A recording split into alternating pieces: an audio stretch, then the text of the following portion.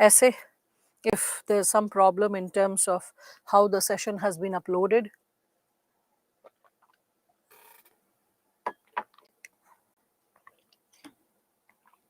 Must be a tech glitch, all right? Must be a tech glitch. Anyway, if you see any tech glitch, you remember what conversation we have had. Once it is declared it's an English medium batch for 6 days, it's an English medium batch for 6 days. There's any tech glitch whereby it looks like Tamil class or Bengali class or Hindi class or any other class, you can just join it seeing my name without any doubt, okay? And you can have a sense of clarity that this is what we would be dealing with. So yesterday I discussed what is an essay.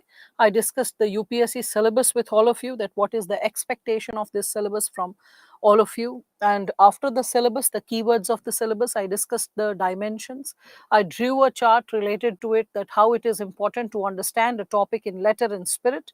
Then you have to generate abundant ideas, and then the power of language. I explained each and every aspect in greater detail, whereby I drew all of it and I expected all of you to understand it simultaneously pertaining to the 3 areas.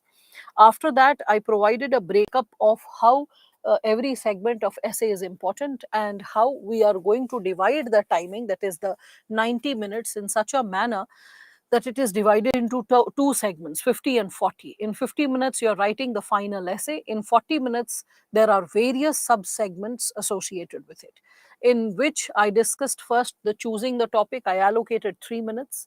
Then there was brainstorming and brain mapping associated with idea generation. I allocated 15 minutes in totality for it. Then there was like 3 to 5 minutes for conceptualizing the introduction, 3 to 5 minutes for conceptualizing the conclusion. Then there was this segment associated with drafting the content of the essay with respect to its organization. So organization of the content, that was 7 to 10 minutes. The best a person can perform is 7, but on an average 10 or 15 minutes is what students do take, even after, I would say, a sizable level of practicing. Then after that, we all can see there is this segment associated with, we can consider the dimension associated with writing the final draft, then polishing the essay 2 minutes, then 2 minutes to calm down, relax and detach. Out of which yesterday I explained you what is polishing the essay, 2 minutes to calm down, relax and detach. In the first point, that is choosing the topic, how to choose the topic, what steps to follow, how it is important to, after like the process of elimination, once you are stuck between two topics, why it is important to choose the one that is closer to your heart, and because it gives you a sense of creativity, a sense of clarity, a possibility to spin better. And after that, I also gave you certain insight associated with after choosing the topic, why it is important to memorize. Once you memorize the content, how that also has a definite impact on the way you interpret the topic. From the word, you understand the world of the word. You start interpreting what the topic is associated with when we are discussing about the given dimension. So whereas when we are like substantiating the possibilities associated with it, we all can see that when we choose a topic and after we memorize it, each and every single word holds a world of meaning associated with it. And when we understand the world of the word, we are able to understand the possible sub segments that can be opened related to the topic. So that is something which we all can understand, right? So as we are like substantiating the various we can say sub dimensions, we all can further understand that today how we are going to focus massively on the component of idea generation. So first and foremost, like just showing you this is what we were witnessing yesterday, the nature of questions that were asked in 2022 section A and B, 2021 section A and B, and this was a quantum shift from the previous time period. That is, earlier also philosophical essays were asked, but only one section. Now almost 2 sections are devoted somewhere directly or indirectly with the concerns of philosophical essay. So that's something which was discussed. So this was 2022 passages whereby we could see the first like section was devoted to philosophical, the second segment was still somewhere connected to other concerns of GS, other topics and chapters of GS. As we further moved ahead, we could see in 2019 the same thing. Section A was related to philosophical or code based, and section B was associated with the components of general studies. 2018, similar possibility, again section A general, section B was associated with philosophical, and 2018 was the year when this new pattern emerged. So 18, 19, 20, they like stuck with one pattern, that is one section related to philosophical, one section related to GS. 2021, 2022, yet another pattern.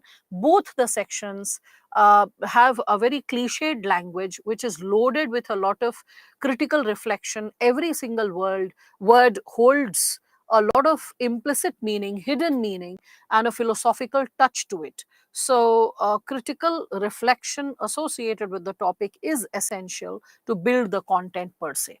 All right. So, this is what we all need to understand. All the questions is out of knowledge. So, how to develop ideas or knowledge? Well, for that, Rahul, if you remember, I discussed the component related to essay. Sorry, related to ethics. In ethics, what did I say? How do you develop wisdom or knowledge? So, you attain wisdom or knowledge from darshan, dhyana, and karma. So, darshan is observing. So, all the subjects, all the facets that's unfolding before you, reading, learning, and understanding about it. That's darshan. Dhyan is contemplation. Okay, when you contemplate what's there, what's unfolding, what ought to be there. So when you start contemplating, introspecting, what is happening, why is it happening, how is it happening, how is it impacting us by and large, short term, long term. So when you're introspecting, and what possibilities ought to be there, and then after that, the karma means how all of it motivates your action. Action can be in the form of, we can say, mental thought process, it can be in the form of manifested behavior. So all of it leads to the wholesome world of knowledge if we are speaking of it. Okay, so okay, no problem, Manoj. If you have not been in the ethics class, we'll be starting it on the weekend. It will start next weekend onwards, that is 12th onwards. Saturday, Sunday, it will be quite an exhaustive session, more like I would say a marathon run. I'll try to keep it simple and lucid so that bit by bit, chunk after chunk, every chapter makes a sense and you are able to understand it. And the content shall also help you to build a lot of insight associated with essay as well. All right.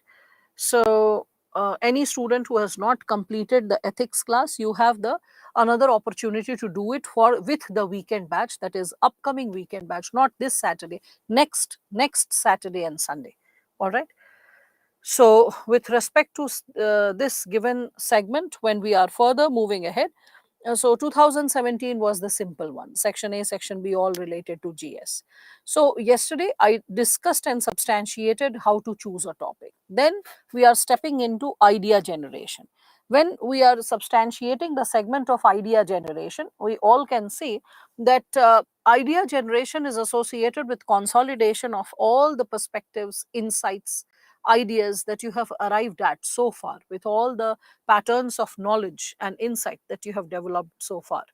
Okay, so with respect to this, when we are discussing about this given subsegment, we all can like discuss the given possibilities with two dimensions. One is random brainstorming, and second, we all can connect, is associated with we can say brain mapping. So what is random brainstorming?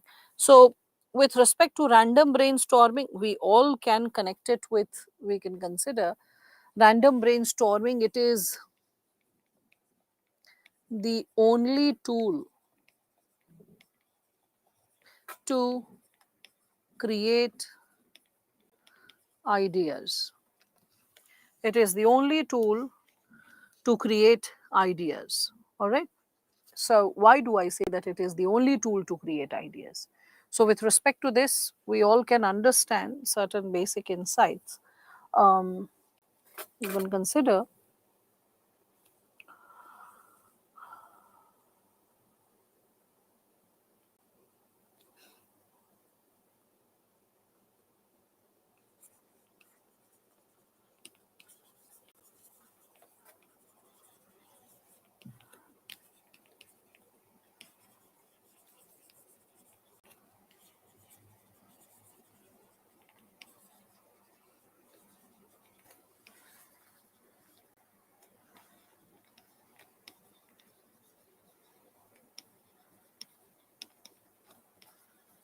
This is the first piece of instruction that I'm sharing with all of you.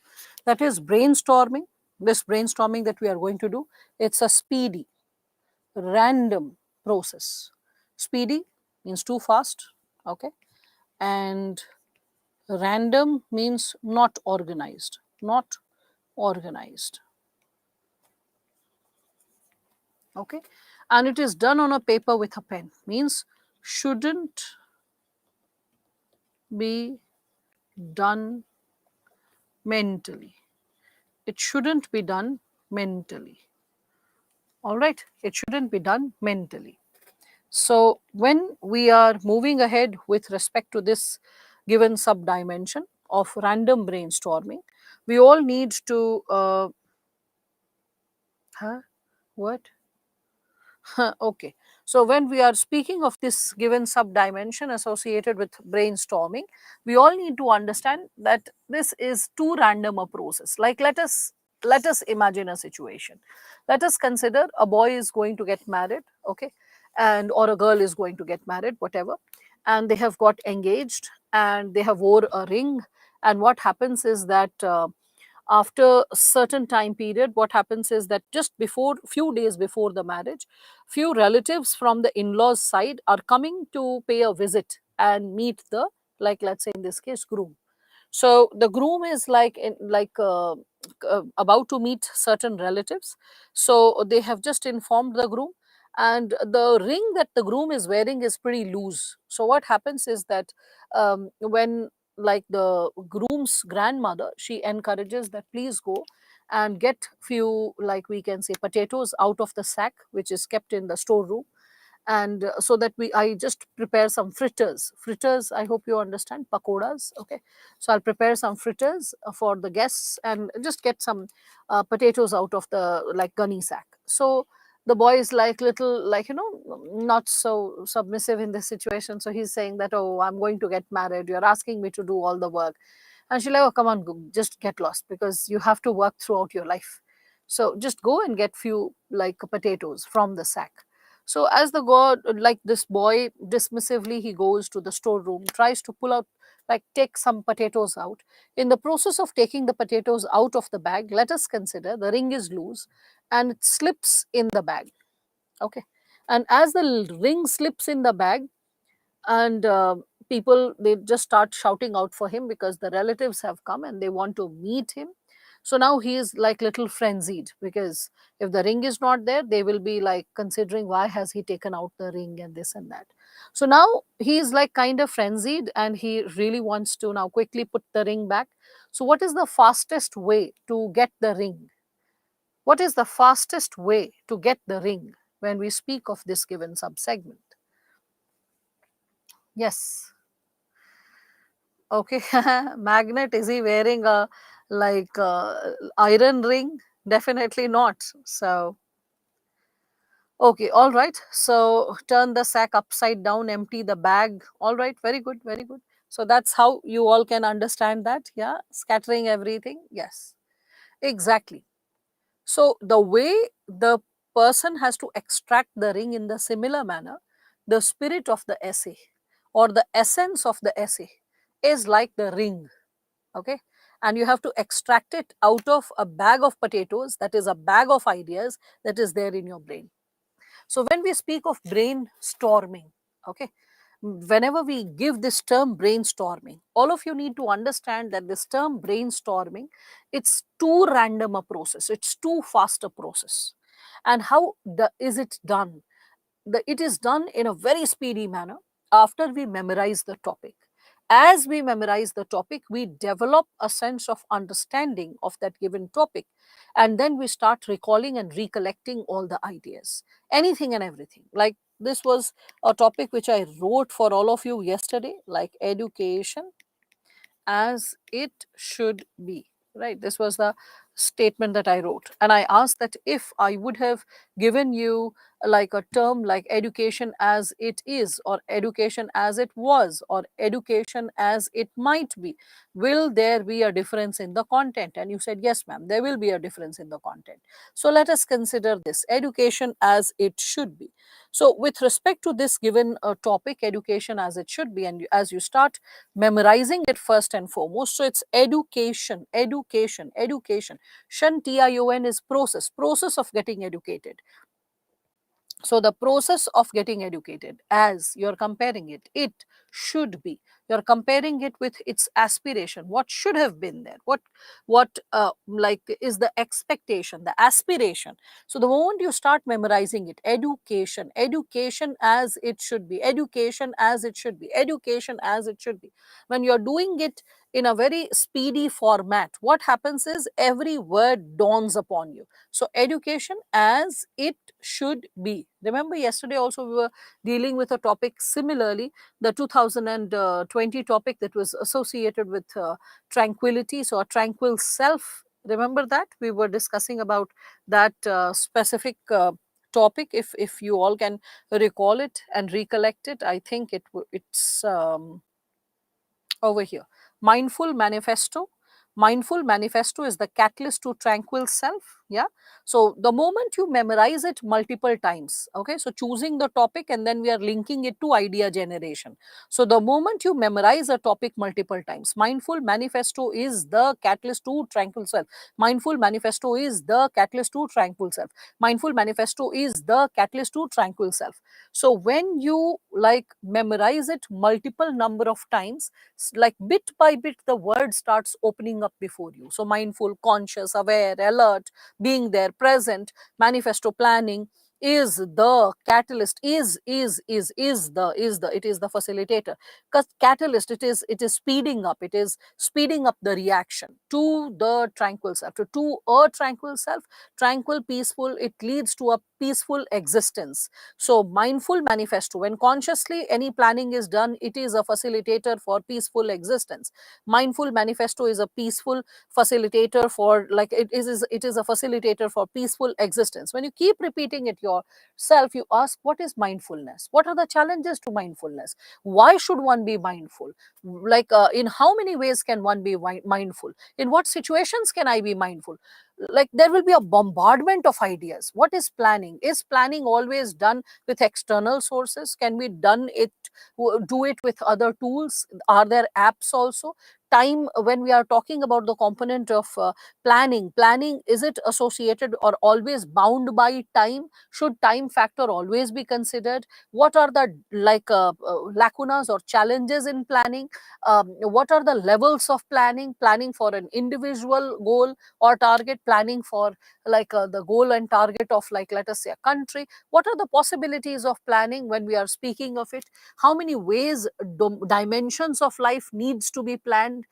Can we plan multiple dimensions, or should we focus to like relatively lesser plans? When we keep asking all this, as the brain is popping up ideas, okay, like a bag of popcorn suddenly like let loose on the heated fire, and various ideas are popping up, just keep noting it down, just keep noting it down. So as we are discussing about this given dimension, okay, you have to get into this possibility of understanding that whenever you are memorizing a topic, the moment you memorize it, suddenly ideas start popping up. The moment the ideas pop up, use a pen and paper to note it down. Any idea that comes to your brain, it should be noted down. It is a super speedy process, so just focus on noting down, not the handwriting, not the spelling, not the grammar, nothing should be like the point B I can write down.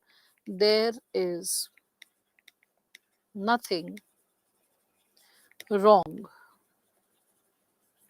while brainstorming.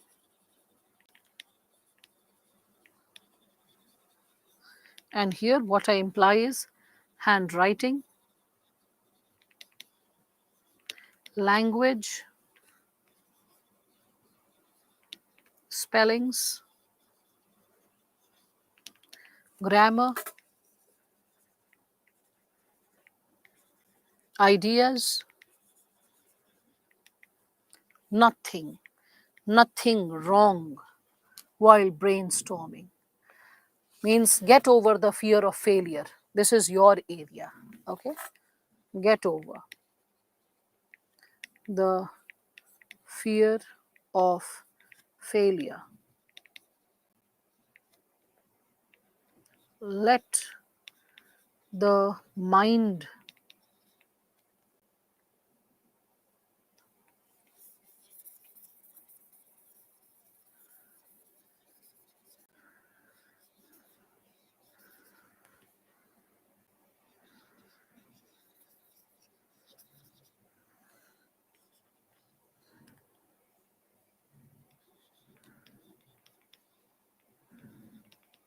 exercise freedom. Let the mind exercise freedom. So, how is it done? Like, as I gave you this given topic, education as it should be. So, see, the way a storm comes, and as the storm unfolds itself, everything is thrown in there, like maybe clothes, maybe buckets, soaps, maybe like, other petty items which are lying around, right? If it is a thatched roof, then even the roof, everything is blown in there. And once the storm settles down, we start picking what is relevant to us. Soap, okay, fine, let me pick. Bucket, it is looking functional still, let me pick it. Clothes, they have become tattered, let me throw. Maybe some other packet of, like, let's say some wrapper, some packet, you just let it be. You clean it up, you clean the mess, you leave it. So please understand, you have the space for organization. If you remember, I had said that organization of an essay. For this, if you remember, yesterday I discussed that for this given part, you have 7 to 10 minutes. So if there is any idea which you find irrelevant, you have the space to dump it. You have the time to dump it. While doing random brainstorming, do not attach any filters. Okay. Do not attach any filters of right and wrong. Let all ideas pour down. Let all ideas pour down. Another thing which I can say is the hand moves at the speed of sound while the mind moves at the speed of light. Hence, focus on capturing the idea, capturing or penning down the idea. So just focus on capturing or penning down the idea. That's the most important thing when we are speaking of this given subsegment. Okay. So with respect to this, as all the ideas are constantly flashing in your brain, just note it down. Just keep it down on the paper. Do not doubt or do not question how is it relevant. Why should I note it down? Oh, I mean, this is just as random idea as it could be. Because please understand, your mind is moving at the speed of light. The moment, like, you are, again, don't write in an organized fashion. It cuts down the speed. It cuts down the speed. So don't try to write in an organized manner. What I imply to say now, suppose this is the sheet, okay, and the rough sheet that you have got. And let me share this with all of you. You do get a rough sheet in the exam. So without any hesitation, you have to carry forward with this brainstorming. Don't think, oh my god, rough work, like it will set a bad example. No, it shows that you are an organized person who go with a like substantial level of planning. So you can ask for multiple rough sheets as well, so that's not a problem. You can always ask for one. Once one is over, you can ask for the second one. So when the moment we are talking about the component of doing this, so the moment, suppose you are seeing this given topic, education as it should be, and you are like, suppose you have started with a lot of subsegments associated with this topic. So you are talking about types of education, you are thinking of like primary, secondary, whatever. Then you are thinking of like the intervention. Suddenly you are thinking of like education, like with respect to children. So what are the teachers doing for them? So random ideas are getting sprayed. Okay, random ideas are getting sprayed in your brain. Keep noting it down. Don't try to make ABCD 1 2 3 4 necessarily. You just can write as haphazard as possible. You can just, suppose something has overlapped, no problem, no problem. No one is bothered to check your sheet. Like, let us say if I today give you the assignment of evaluating standard 5 kids or standard 10 kids essay, and they have done rough work, and suppose it's 10 standard 10 kids essay paper, and they have done rough work, and on the rough work, the moment they have written please omit, okay, and after writing this please omit, they have struck it down. You will not be bothered to even check what is written there, because you know that you are paid for the assignment that is written in a formal, fair manner. This is something which you will not even pay attention. This is something which you will ignore. You'll be like, okay, whatever, I don't want to even, like, bother about what the child has written in between the paper, for the simple reason, you have the formal sheet. So like, no one, let me share this with you, no one, none of the examiners are really bothered to keep a check over what rough work you do. That's, I mean, no one is so free and no one is so very bothered about the rough work. So, rough work, you can have the freedom to err in the rough work.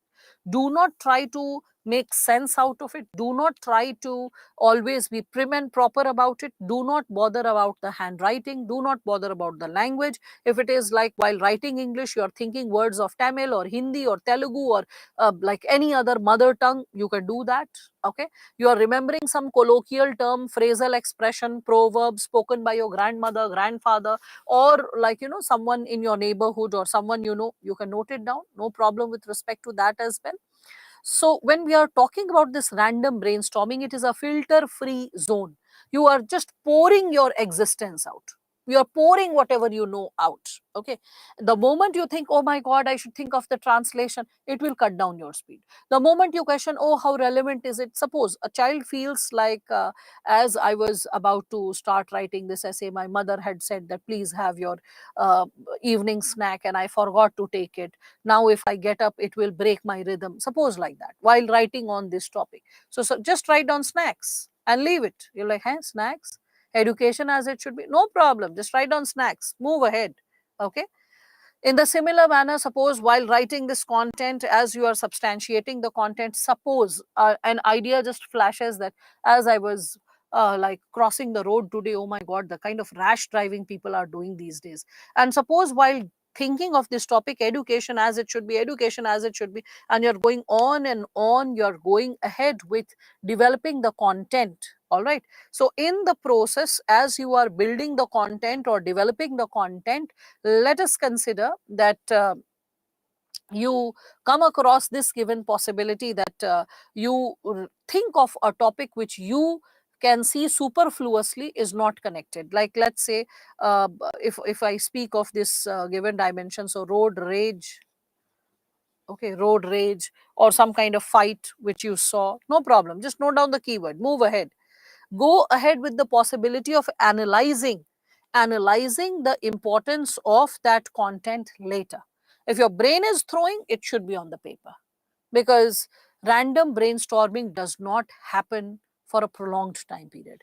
Please remember, it is a short lived phase. Okay, it is a speedy, because it is short lived, it is a short lived phase. It does not occur for a prolonged time period. It is a short lived phase. So it can happen for like a beginner, it can be for a minute and a half, 2 minutes. For a seasoned candidate, it can be 4.5 minutes. Okay. So because it's not a very prolonged time period, you should just focus on the possibility of pouring your heart down on the paper. And please understand, your mind is on the fifth point and your hand is noting down the second point. That's why I wrote that your hand is moving at the speed of sound while the brain is moving at the speed of light. They both cannot match. So do not attach any filter. Do not attach any filter. That's the logic. Because if you're attaching any filter, your speed will get cut down. All that you should focus on is whatever I'm learning, it should be on paper. Whatever I'm recalling, it should be on paper. Whatever I'm able to think, as random, as wild an idea as possible, it should be on paper. Just put it on paper. Okay. When we are speaking of it, we should not even make headings on the aspect. Not right now, Abhijit. Random brainstorming, nothing. In B, there is or there should. There is nothing wrong while brainstorming. And this is what I have written. And I have written it consciously. There is nothing wrong while brainstorming. It's written like a universal sentence. Okay. Sun rises in the east. It's a universal sentence. You cannot say there sun should rise in the east. No. There is what you follow when you talk about a universal sentence. Got it? That's a standard pattern of, we can say, using grammar. Anyway, so when we are speaking of this given dimension, you have to go as random as possible in the first go, because random brainstorming is like in your subconscious. All the ideas that are lying, it will just be thrown. Okay, it will be just surfacing up. In the exam copy, we can brainstorm anywhere, irrespective of beginning or last. Shubham, please attend the or join the class in time. All those students who have joined the session late, I have informed this, that rough sheets are provided in the exam. So you cannot start randomly doing, or Sahil, as you are asking, rough sheet provided in the exam. Before starting this topic, random brainstorming, I said this, that examiner provides rough sheet to all of you. Everyone gets a rough sheet. The moment you ask, it is provided. You don't ask, it's not provided. As simple as that. So you can ask for a rough sheet and you can do this. That's why I've written rough. So the moment you write on a loose sheet rough or rough work and you start off doing your whatever random stuff you have to note down, this is how you arrive at the given idea. All right, when we are discussing about it.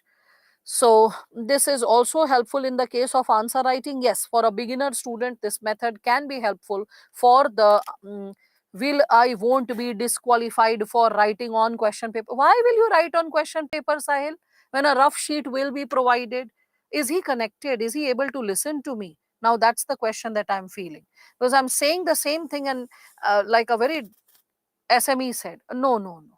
You are provided with a rough sheet. You can ask for a rough sheet. Okay, then you can just write. I mean, because in question paper, it can be like objected. It is objectionable to write on the question paper. Many a times the examiner, I mean, it's a strict like instruction that do not try to write things on the question paper. You're taking the question paper back home. Still, that instruction once in a while is like given, but still students do write. They do underline. They do write few 2 or 3 keywords. That does happen on the question paper, but you have a rough sheet to do all this work. So don't need to worry about that. Rough sheet for every subject? No, Sneha. Rough sheet, I'm talking about this area. If you want to do rough work for any other GS paper, I mean, maybe you do it somewhere and you just cancel it out. Rough is actually, you won't be able to use the rough also. Any one of you who's actually seasoned in preparation will understand that in GS you don't get the uh, time to even catch a breath. So how can you first do the rough and then write the fair answer? All this luxury is there only when, as a beginner student, you are given a warm-up exercise that write 10 answers in 2 hours. Okay, then a student is like, okay, first I'll do the rough, write down the key point, then I'll elaborate. But in the exam, you will get like 20 questions and you'll get 3 hours. So there is a pressing situation of time. You don't get the luxury of like first doing the rough of the GS answers and then substantiating. In essay, you have the luxury. For the simple reason, you don't have to write 4,000 words in like 3 hours. You have to write 2400 words, that too on a max side. To be specific, 2200 words, 1100 words each essay. So you have to write almost half. Okay, 2200 words you have to write, and that too in like 3 hours. So you have the luxury and the space to do all the rough work. And that's why it is being trained. That's why it is a part of your lecture. And that's why idea generation subcomponent, which I'm discussing from the perspective of brainstorming and brain mapping, incorporates these pieces of advice. Okay. How to use rough notes. Oh my goodness. How to use rough notes? You can use the rough notes in brain mapping to recall whatever rough notes you have made, whether it is relevant to the topic or not. Now, with respect to the rough sheet that we are talking for the essay, first you pour in all the idea. Later, when I'll be talking about organizing the essay, you will understand how to frame it, how to streamline it, how to put it like in a organized fashion. Because many a time students will just go on writing things. They'll think few segments and they'll start writing. While writing, they'll realize, oh, this point should have been written there. Or if this point was written little later, it would have looked better. All this is a mark of poor level of organization. Just recalling the content is not important. Organizing it is even more important. But that's a next assignment. Okay. So Gadam, you have to be present on all days at all times. This was something which I had discussed yesterday, that organizing the essay has 7 to 10 minutes. So kuch kaam uske liye bhi chhod dete. We need to do something then also, right? Okay. Now, so with respect to this, like when we are talking about this given subsegment related to like rough notes, what we are going to do, it should be necessary to think of recalling as quick as possible. Yes, the entire focus should be on recalling. Entire focus should be on recalling. Whatever your brain pours out, just write it down. That's why I have written this. Organizing of an essay has 7 to 10 minutes. You have the intellectual liberty to think whether the point is relevant or irrelevant later. It's not necessary for you to think while you are substantiating the component. Okay. So you don't need to have like the pressure of organizing the content at all times. Okay. You have to be free, intellectually free. So don't be under the pressure to don't be under the pressure to write in an organized fashion. It cuts down the speed. Because the moment you're writing A, B, C, D, and you're thinking of the ideas, this is cutting down the speed of thinking. This is not needed. Or you're doing like this, not needed. You just write down, you're like doing this. If you're in a tremendous habit of doing it, you can do it. But if you can manage without this, you don't want to do like this, just focus on writing the keyword, whatever.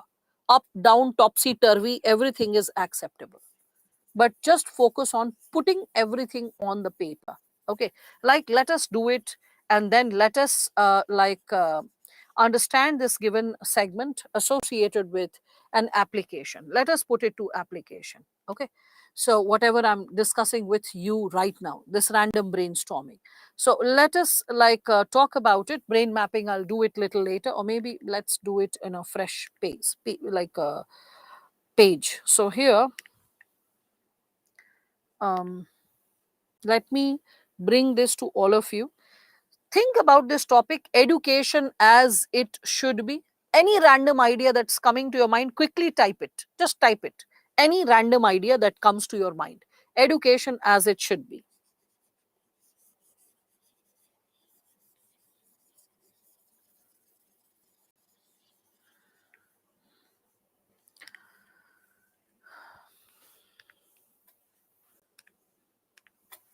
All right. So, literacy, policy, Three Idiots, rural education, quantity, Arjuna, holistic, Beti Bachao, Beti Padhao. Okay, all right. Application and awareness, curriculum, Krishna, and then education to poorest people, learning based, meaning, enrollment. Okay, new national education policy, ancient methods of teaching, inclusive, power. Okay, types, Japan, West, skill oriented, stakeholder, teacher, midday, new, like this inclusive, Gandhi ji, okay, employment benefits. Can you see that? how you all are thinking. I said, just think in keywords, whatever flashes in your mind. So you're not trying to think in sentences, just the point. Brain has started spraying. You can see that. It's just happening. Every time the brain will spray, sometimes organized ideas will come, sometimes correct ideas will come, sometimes relevant ideas will come, sometimes irrelevant ideas will come. So suppose, as all of you are discussing about this given subsegment, and like, let me just put it in context. So education as it should be. So some people were recalling Eklavya, as I can see, and someone has been suggesting Krishna, someone has suggested Gandhi. Okay, so I'm just writing as bad handwriting as possible, because I told you that it has to be a super speedy process. Like new national education policy, you're talking about Shanti Niketan. After Shanti Niketan, you are thinking of training, visual training. Okay, so training, someone is talking about visual training. Then someone thought of, like, and you can see that, like Savitri Bai Phule. So someone is thinking Nalanda, someone is thinking of Aristotle and Plato and Socrates. So Aristotle, Plato, Socrates. Now you can see I'm not bothering, like just keywords, like hinting words. Okay, meditation, like Greek. Then someone is thinking of practical, someone is thinking of like let's say Dronacharya, someone is thinking of sex education, someone is thinking of Raja Ram Mohan Roy, someone is again talking about ancient methods and DAV school practical learning, right? So you could have written like this, like this, like this, like this. I have a pattern of going in my own fashion. Okay. So that's the pattern that I like followed while like putting all this in context over here. So as all of you are like coming up with various types of ideas, girl education, Ishwar Chand Vidyasagar. So Ishwar Chand Vidyasagar, girl education, free, compulsory. Okay, you're talking about moral education, rural, mother tongue, vernacular. So okay, fine. So like random spray of ideas. This is random. You're not trying to enlist points, you're just going on and on and on. Whatever your brain is throwing, you're just spraying it. Now let me show the relevance of this sentence. When I say that there is nothing wrong, this given statement, there is nothing wrong while brainstorming. Handwriting, you can understand. Spellings, you can understand. Language, you can understand. English, Hindi, any language that comes. Grammar, yes, you can understand. Ideas. What is this component related to ideas? Let me share this with you. So suppose while doing this component of random brainstorming, as I was discussing this idea, so like let's say you thought of the example of snacks, road rage, how this could have been incorporated. Like all of you are speaking of so many amazing ideas, electronic media and British college and technology driven third gender is benefiting, and Vedic and new education, and you're talking about the possibility of article 21 and BR Ambedkar. So much online and all that, but like the moment you allow your brain to incorporate anything random, suppose in the process of thinking about this topic, you're thinking, suddenly you are able to think of some teacher who had a damaging impact, okay, damaging impact on students during school days or college days. Okay, so maybe the teacher was kind of a semi molester, or was kind of a, we can say, a bully, a person who was into physical violence or sexual violence, anything of that sort. So suppose the moment you are thinking of such a teacher, you are filled with rage, you are filled with anger or hatred, and you recall all the cuss words students used to speak in the college times or school times. So at that time, I mean, people keep some, we can say, names also. I remember in my school days, there was a teacher in standard 8th, 9th. He had the habit of, like, rubbing the hand on the back of young teenage girls. Okay, on the back of teenage girls, and it was very uncomfortable. And he used to choose the victim. The girl used to be very timid, shy, soft spoken, and he used to come for chemistry class, and he used to have this habit of like saying, like he had a nasal intonation, so he used to say, good morning class, and today we are going to do this chapter and whatever. And whenever they used to give some exercise, people used to do, and anyone getting stuck up, and then if it was a girl, he used to go next to her and just rub her back and say, oh my God, why is it so tough for you? It is so easy. And then he used to explain it. But everyone used to see that. Yes, so very true, Sahil. CRPC 353, 354, you're thinking, well, 354 stalking, 353 I can consider. All right. So we used to call during our times, we used to call him Murgi. Okay. So, and we did not keep the name. I mean, if that was possible, then I would have acknowledged that, but we did not. Our senior, okay, Renchu, we used to say to our class teacher, all right. So, like, we can consider this that what happened was that the not our batch, some super senior batch, means we don't even know like who kept the name, but even standard 12th seniors used to call him Murgi, and it was like we standard 8th kids also used to call him Murgi, and someone had kept the name Murgi, so everyone used to call him Murgi. Okay, so that's how people used to consider that, oh, Murgi did this, or Murgi is like that, or Murgi is coming, or oh, just hide in the corridor, Murgi is there, something like that. Okay, now suppose while thinking about this given topic, okay, so okay, all right, yes, that is possible, and mm, that is possible, Sneha, and Gayu. Okay, so apply it for IS exam. Yes, we can apply it for IS exam also. So what happens is, like, let us say I am doing brainstorming and I've just written Murgi. I've just written Mummy said snacks. While thinking of all other new education policy, I'm thinking of road rage, fight. Anything is coming, I'm just writing. So a lot of relevant ideas will also pour in and make it in the content, and a lot of irrelevant ideas will also start pouring in. I am not attaching any filter. I'm letting everything be. I'm letting everything exist. Later on, when I am organizing the content, in the process of organizing, I can ask myself, how relevant is it? So, suppose this point of Murgi, which I thought, okay, and I'm just considering this given possibility that how to incorporate the content which makes sense, which is relevant. So, this is how it could have worked out.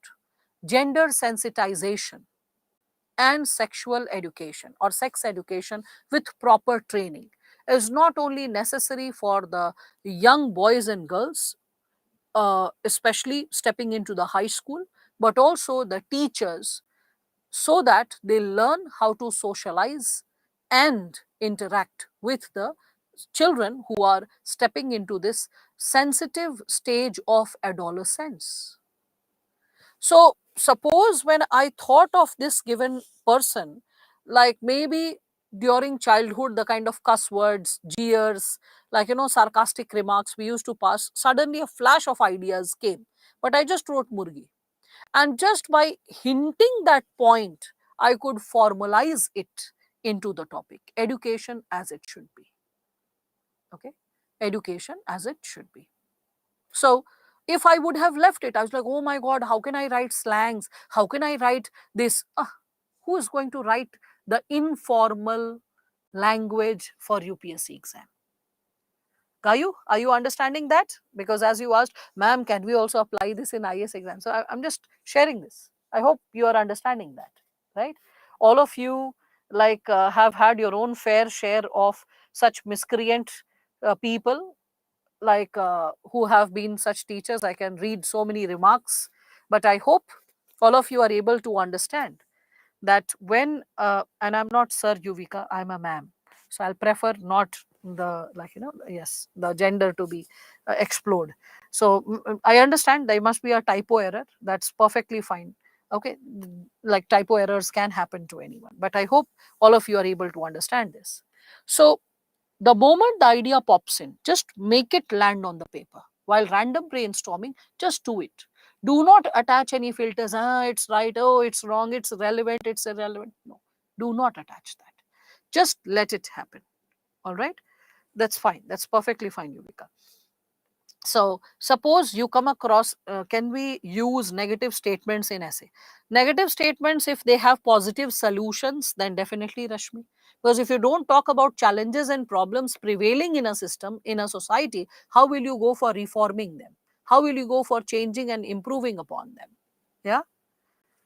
Again, similarly, suppose there's snacks, evening snacks or something like that. you have written. You could have thought it education as it should be. You could have thought of it in this manner that children should not only be educated with respect to the mental growth pertaining to different subjects, but also the physical growth pertaining to the nutrition that they consume and the impact it has on the body. Full stop. India, which has become the diabetic capital of the world, and lifestyle diseases are ever increasing, comma, we need to start education, or we can say nutritional education, from a very young age. Full stop. The children need to be educated not only in terms of different subjects, but also the importance of exercising and eating right at all times, especially in the wake of globalization and different types of unhealthy snacking culture. Are you understanding that? This would have been a very out of box point, right? So all the points related to national education policy, various types of reforms, curriculum change, like, sports education, so much that you would have written. This, it would have had a creative impact, out of box impact, right?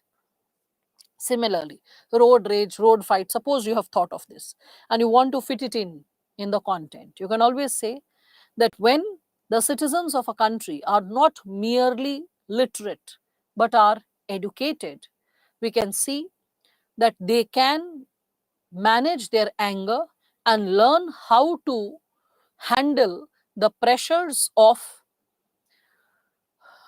we can say, the pressures of various small or big accidents happening on the street, and how never to leave civility and support the other human being in this, in times of physical or mental distress, comma, also comes with real meaning or real unfolding of education, right?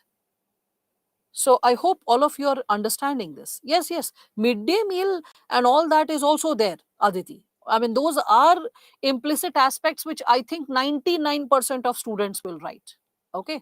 So when you are thinking of midday meal, when you are thinking of the possibility of incorporating different other kinds of interventions, yes, all that is inevitable. That everyone will think.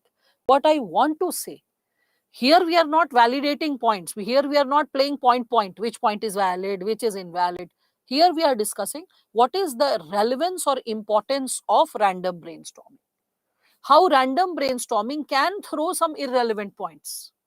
But it's okay, note it down. Don't ask yourself, oh, it is irrelevant, why should I note down? Your snacks, why should I write down snacks? Why should I write down murgi? Why should I write down road rage? If I question, I attach a filter. I attach a filter, I cut down my speed. I cut down my speed, brainstorming starts stopping down, hauling down, right? So don't let it get halted. Let things unfold in your brain systematically and simultaneously. Okay. So here we are discussing about the possibility of relevance. Yes, all current affairs, everything can be poured in, Santosh. If it is relevant to the topic, it is making it. Yes, we can use anecdotes. We'll be talking about anecdotes as we are discussing about types of introduction, Jatin. Okay, so that's there. That's a segment, a full-fledged segment that is devoted to essay in the component of like I'll be discussing it in the component of types of introduction, but it's not only in introduction, it can be like incorporated even in between. Okay, so when we are discussing about this in the component of idea generation, when we are discussing about random brainstorming, I hope you are understanding the relevance of this given word. There is nothing wrong while brainstorming. Okay, any grammatical error, you can rectify it later. Any idea which is falling haywire, you can always choose it later. Whether it is relevant to the topic, can I formalize it? Can I structure it better and write down or not? Any other different language you are thinking it in, no problem. Write it in different language. Later you can translate. If you are struggling with the quotient of language, no problem. First, let the ideas flow freely and speedily. So speedy, random, so it has to be free. Okay, no pressure of organizing it, putting it in bullets, no filters, no filters. Just focus on the speed. Speed is something that should always be prioritized. That whatever my brain is throwing, I just have to note it down. All right. So I hope all of you are understanding this. Okay. So far, everything is good. Yes. Shall we move ahead? So, random brainstorming, once you have done it for 2-3 minutes, you will realize that your brain starts like pausing down. After a short while, your brain will not be at the speediest mode, it will start pausing down. You will see that the way it is thinking, the way it is reflecting and recalling the points, it is no more that speedy. The moment that starts happening, what you shall be doing, then go ahead with star bursting. What is star bursting? Ask yourself, who is this topic related to? So the moment you think of who is this topic related to, the education as it should be, who is it related to? Primarily children. Other than children, any group, any community that you can think of, you're like, yeah, yeah, yeah. Even children who are pushed into beggary, children who are transgender children, disabled children, all of them should be protected. Children belonging to remote areas, minority communities, they should be protected. Rural areas, they should be protected. Then you're like, it should not only be associated with children. How about lifelong learning? How about adult education? How about old people attaining education? I remember my grandma, she throughout her life she was managing a lot of things. She was into constantly traveling and handling a lot of things at home. She was a very brave lady, I must say. And she was very much ahead of her times when it comes to managing things and handling things. Anyway, so this lady, when she was around in her like late 50s or early 60s, because I was a teeny tiny kid, one day she decided, I'll learn how to read newspapers and magazines. Why am I sitting like this? So she was the one who used to go to, like we were always staying in an urban area because my grandfather was an officer. So she was the one who used to travel to, the rural area, the rural hinterland, which was something like 10-12 hours of train journey. She used to go there because grandpa was posted quite distant from the land that he possessed. He what his great grandparents possessed. So she used to go, give the land on sharecropping, then sell off whatever was procured, give to people who are in need, like poor people whose daughters are getting married, this and that. She used to manage a lot. Then come back to the city, that is our place, traveling all the way 12 hours, 13 hours in train, manage the food grains, manage everything, take care of a lot of plants, saplings. We had something around 300 or 400, pots of different types of saplings and flowers and whatnot. So it was a very nice little pond that I had in my house. And there were areca nut trees, there were mango trees, there were guava trees. It was a very green patch, a little patch which was very green, and the house used to look very pleasant. And thank God my childhood was so green. I really pity my cousins who have grown up in the same house like a decade or a decade and a half later. Because as grandma aged, trees were cut down, entire area was converted into a parking lot. So entire green space was gone. And as she was ebbing in her age, she could not take care of so much of greenery. But she was the woman who actually added so much of beauty to that house, which I realized as I aged, as I grew up. I was like, wow, that was something meaningful that she was nurturing in that household. And we were never in good terms when she was alive. We were never in good terms because she was hardcore patriarchal. But now I realize that with maturity, that she also is not to be blamed, because she was conditioned and she lived in that atmosphere for more than 6 decades to begin with. By the time she got introduced to me and she started getting attached to me, she was already seasoned with patriarchy. So a woman, 5 decades of her life, she has seen like a patriarchy unfold. And then she's seeing a granddaughter. So we had moments of attachment, moments of sharing, but there were moments of disagreement and strong disagreement. So I was very, very attached to my grandfather. Why am I sharing about her? Because of this reason, that the moment I think of education as it should be, and I think of her, I remember that in her early 60s or maybe late 50s, she took up to pen and paper and she started learning basic alphabets, Hindi.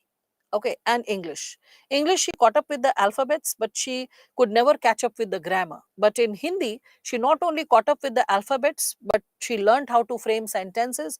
Spoken Hindi and spoken grammar she knew, so it was easier for her to frame sentences. And by the time I was a teenager, she was like, reading newspapers every single day, 1 hour she was reading newspaper. And she used to be like very thrilled about it, that, oh, I can do this. Okay, now I no more need to like go to the bank and just put a thumb or something like that. I sign, and not only signature, I can read and understand how much money is there and how much I withdrew and all that. Okay, just sharing this. So aged people getting literacy. Again, when I was doing my post graduation in Delhi University, just next to our hostel earlier, the old vice chancellor's bungalow was converted as a Gandhi ashram. And in that, senior citizens were educated for free. And students could volunteer to, like, teach them basic alphabets, basic things. And I was reminded of my grandma. And I went there to, like, help the seniors and also learn few things from them, because you always end up learning from seniors. So I had volunteered briefly for that exercise as well. In different universities across India as well as across world, there are institutions of lifelong learning.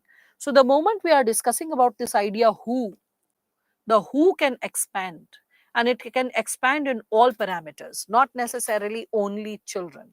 Okay, you can think of children, yes, from all regions, backgrounds, possibilities, challenges. Okay, but also beyond children, we can think of adults, people. Like, I remember my sister when she was like my cousin, as in my first cousin. So, as she was pursuing her post graduation from London School of Economics, she had a batchmate, a classmate. This man, he had worked in his 30s, he had gone for a lot of saving, and after doing his saving, then he like enrolled for a PhD program, and he was pursuing his PhD while she was doing her postgrad. So certain specific lectures of some very senior professors that were taken during the postgrad, like, he used to request the professors and they used to allow him in, so he used to attend those special sessions as well, because the topic on which he was doing the PhD was similar to the topics these children were being taught in masters. So the reference work and after class discussing it with the professor. So she was like, wow, this is so inspiring, that because he could not afford higher education, so he did his masters, he started working, worked for almost like a decade and a half, went for savings, like created some cushion and comfort in his life, and then went for full throttle for education for 5 more years. That, okay, I'll invest at least 3 to 5 years for my doctorate, and once I do my PhD, then I'll look for other avenues in life. So life doesn't stop. A person can get educated at any given point of time.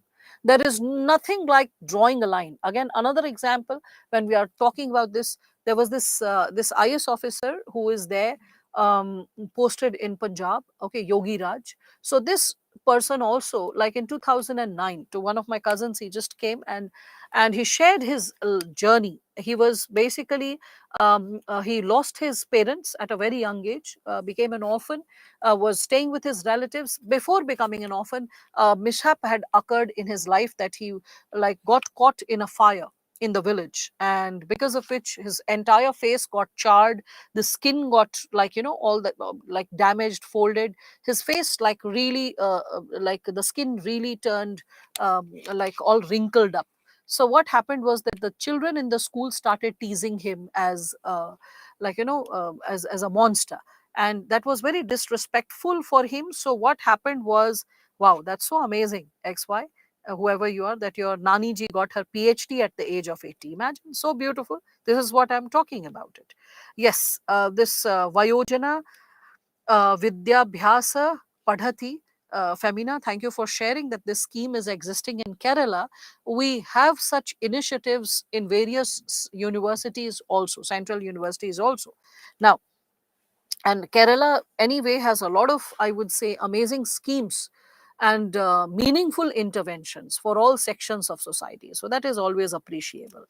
Now, so when we are discussing about it, I was sharing about Yogi Raj. So what happened with Yogi Raj was that this boy, he after his standard 8th, he discontinued his education because he was being teased as a monster, as a demon, because of the, like, the scalded skin and the wrinkled skin that he developed after the incident whereby he was trapped in fire, and somehow he was saved. Later his mother also died. Earlier his father had died, later his mother also died, and this boy, he was reduced to penury. So, and new words, whenever you hear from me, keep noting it down and keep searching for it in the dictionary. Like penury, I said Penury. So learn what is the meaning, try to put it to use when you are like practicing essay or in general in your life. So what happened was that this boy, he started struggling as a mgregs labor, picking, like, sacks of, I would say, grains and wheat and all that. He used to load it, unload it, like too much of hard work. Then he became a lineman, and as he became a lineman, he realized I should not discontinue with my education. So he enrolled to open learning. He first gave his standard 10th, then 12th. By the time he was 24 years age, he enrolled for his graduation. So if I ask you that a boy is 24 years age, the person is going to do BA, what future do you see for him? Maybe you'll see maybe some job, some odd job this person can do, or maybe this person can sit for SSC CGL, get into some clerical job or grade B jobs. That's what you can maximum think. But then this boy, by the time he completed his graduation, 27 years of age, he realized that why not prepare for civil services? Because he came to know about civil services, state commission, central commission, and then he realized why not prepare for it thoroughly? Why not, like, the basic elementary level that we need is this, the, we can say, the elementary level of educational qualification that we need is graduation. So how about I preparing for it? And it is then that he, like, met my cousin, started preparing for this exam, kept appearing for mains after mains after mains, and he was an SC candidate, so thankfully he got more opportunities. So at the age of 34, he became a proper IAS officer. Today, the Punjab University, not university, sorry, the Punjab state government, in their standard 8th textbook, have a chapter on this boy, Yogi Raj. Okay. So this is like, the possibility of education. When we speak of the possibility, who can attain education? Anyone can attain education at any age. There is no bracket attached to, oh, by 21 complete your graduation, or 22 complete your graduation, by 25 get settled, get, like, into a job, by 28-30 get married, by 30-32 have a child at least. Okay, these are standards set by society. There are no such boxes actually existing in life. Otherwise, if we would have considered these boxes as a mark of success, then Vivekanand was neither married, nor had a job, nor had kids. He won't have been considered a success. Mahatma Gandhi left his practice. Jawaharlal Nehru left his practice. Right? If we talk about present times, there are a lot of people who switch their career, they get into philanthropic activities, or they, like, quit upon their jobs, they get into their passion. So many people doing so much. One of my seniors, she was a professor in Delhi University of sociology department, and she quit that to become a full-time dancer and to dance across the world, Bharatnatyam, and introduce it to the world. So we can understand the very possibility when we talk about the idea of who can attain education. Anyone can attain education at any given point of time. All you need is the right motivation to do that. Okay. Um, all right, Sneha. That's quite inspiring, and I just wish you the best. Okay. Wish you the best that you attain success in your journey and you stay motivated at all times. So, when we are, okay, wow, Nirmala, you did your graduation at the age of 19. That's amazing. So, wow, you are in first year and you are preparing for civil services. That's amazing. So, when we are speaking of this given subsegment, when we are reflecting upon this given subsegment, I hope all of you are getting motivated by this possibility of the component of who, right? In the similar manner, when you are doing star bursting, means who, what, where, why, when, you don't need to remember the word star bursting per se. You just need to remember this. You have to ask, what is the topic related to, what is the phenomena, what are the tools, what are the equipments, what are the resources that are needed for this given topic. Okay, where, which place or which location is it associated with? Can we discuss this topic with respect to multiple locations, multiple areas, multiple zones, multiple regions? When the topic, as the topic is given, like education as it should be, is it giving me the freedom to talk about history? Because a lot of you gave the dimension of ancient. Ma'am, we'll talk about Gurukul education. Ma'am, we'll talk about ancient time period. Is it needed? Is it needed as per the question? Education as it should be. Yesterday only I told you, be very thorough with the topic. It will bring in the relevance. So later on, after like writing in your random brainstorming, I'll discuss ancient. When you are doing organization of the essay, you can see, oh, ancient is not really needed. That's not the priority of the topic. If I have to bring in the insights of ancient or medieval, I just have to think that how is it relevant in present times and what better opportunities it can create for future. If I'm discussing at length and breadth about ancient time period and the good quality education and all that stuff, and if I'm talking about it at length and breadth, it is not qualifying for education as it should be, it's an irrelevant discussion, so marks will be deducted. So that ticker is on. When you're really thorough with the topic, you can always analyze what's relevant, what needs to be left. Okay, so I hope all of you are able to understand this, right? So yes, Shanti Niketan should be, again, Shanti Niketan spoke of we can say rural education. So can the Shanti Niketan model be reformed, revised, or can it be implemented in other parts of India in the present times? Because Shanti Niketan was focusing on social cultural education. That's why you see Rabindra Sangeet became so popular in entire eastern part. Like majority of the households in eastern part, they know either some form of dance or like singing or the interpretation of Rabindra Sangeet, and such in-depth interpretations are available. So in the absence of aesthetics, a person cannot develop emotional quotient. Emotional quotient does get nourished by aesthetics. And in aesthetics, there is a definite role of getting exposed to good quality literature, music, drama, songs, dance, right? So, is the Shanti Niketan, we can say, school of learning, an important methodology to be put in our present day practices? Hmm? Why is the topic relevant?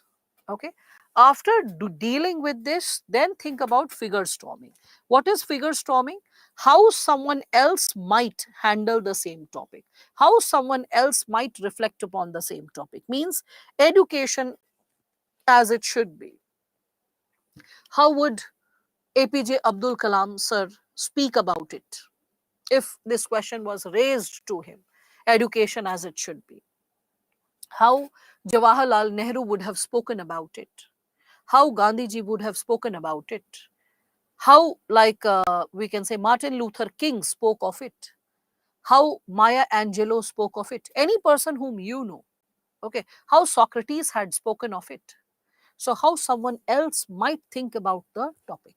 It's not necessary that you're only thinking of popular thinkers or we can say established, like we can say intellectuals. It can also be associated with like the topic associated with regular people, like how my staff would think of how education ought to be. If I ask her that how would you want education system to be, so education as it should be, how would my staff respond to it? Other than my staff, if the same question is raised, like let us say to my mother who has raised two children, that is I and my brother, and she has had her own fair share of seeing how we were getting educated at different levels, phases, how would she respond to it? What is my father's opinion regarding education as it should be? What is my brother's opinion regarding education as it should be? Okay, so we can also reflect it from the perspective of other people, what they are suggesting or what solutions they have in their perception and mind, that will also add another realm, another dimension, another beauty to the topic. Is that getting clear to all of you? Yes. Is it okay if we write about how education has evolved? Yes, you can talk about it, Akshaya, but you have to also think about the possibility that education as it should be should not be lost, because the moment you are talking about how it has evolved, the focus is more on history, like how, what stages it has cost, whereas the question is education as it should be.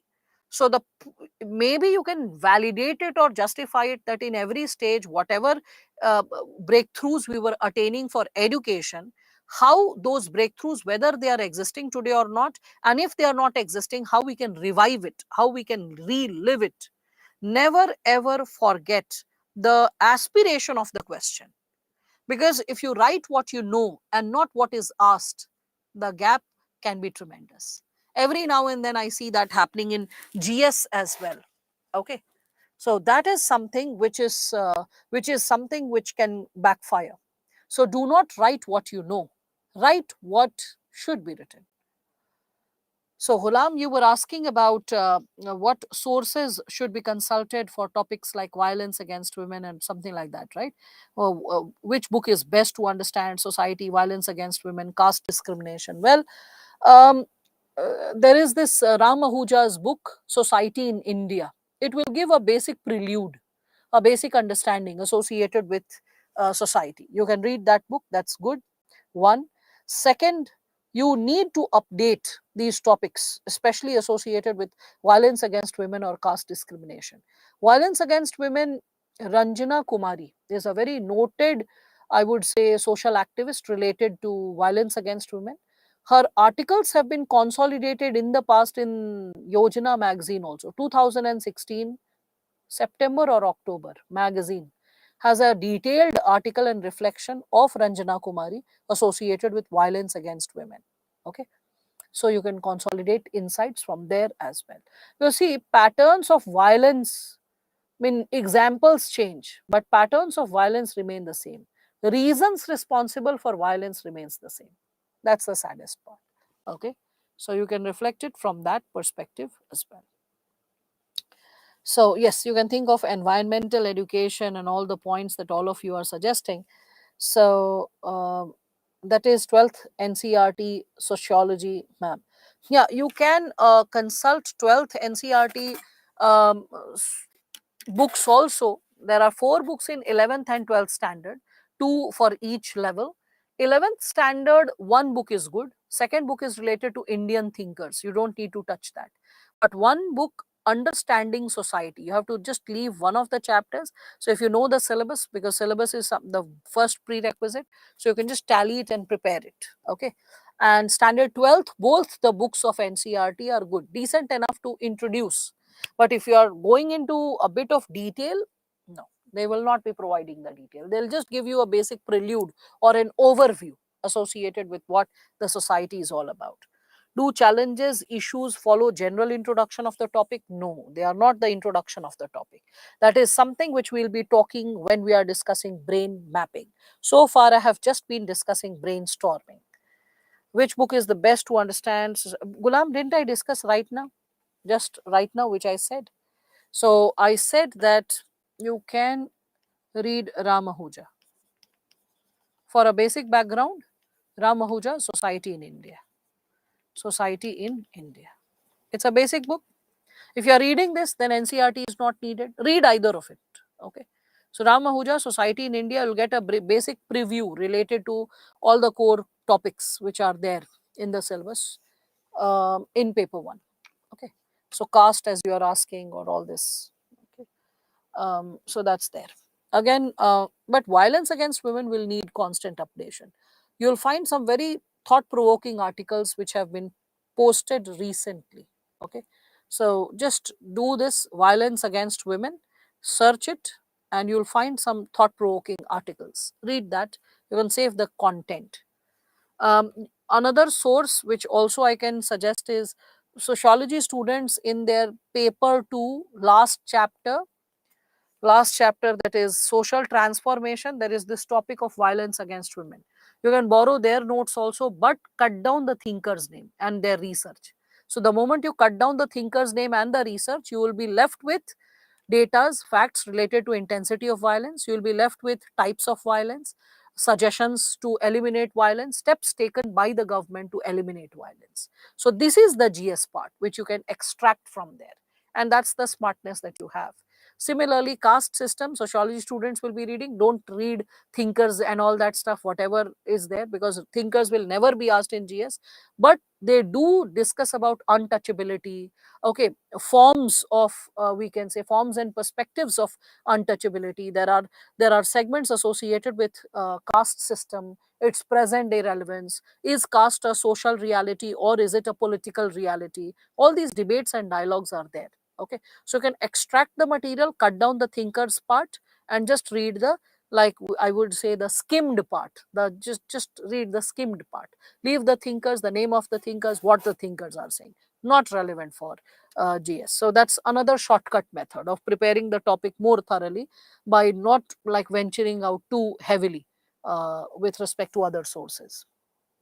No, I don't take PubAd optional, Abhijit. I take sociology optional.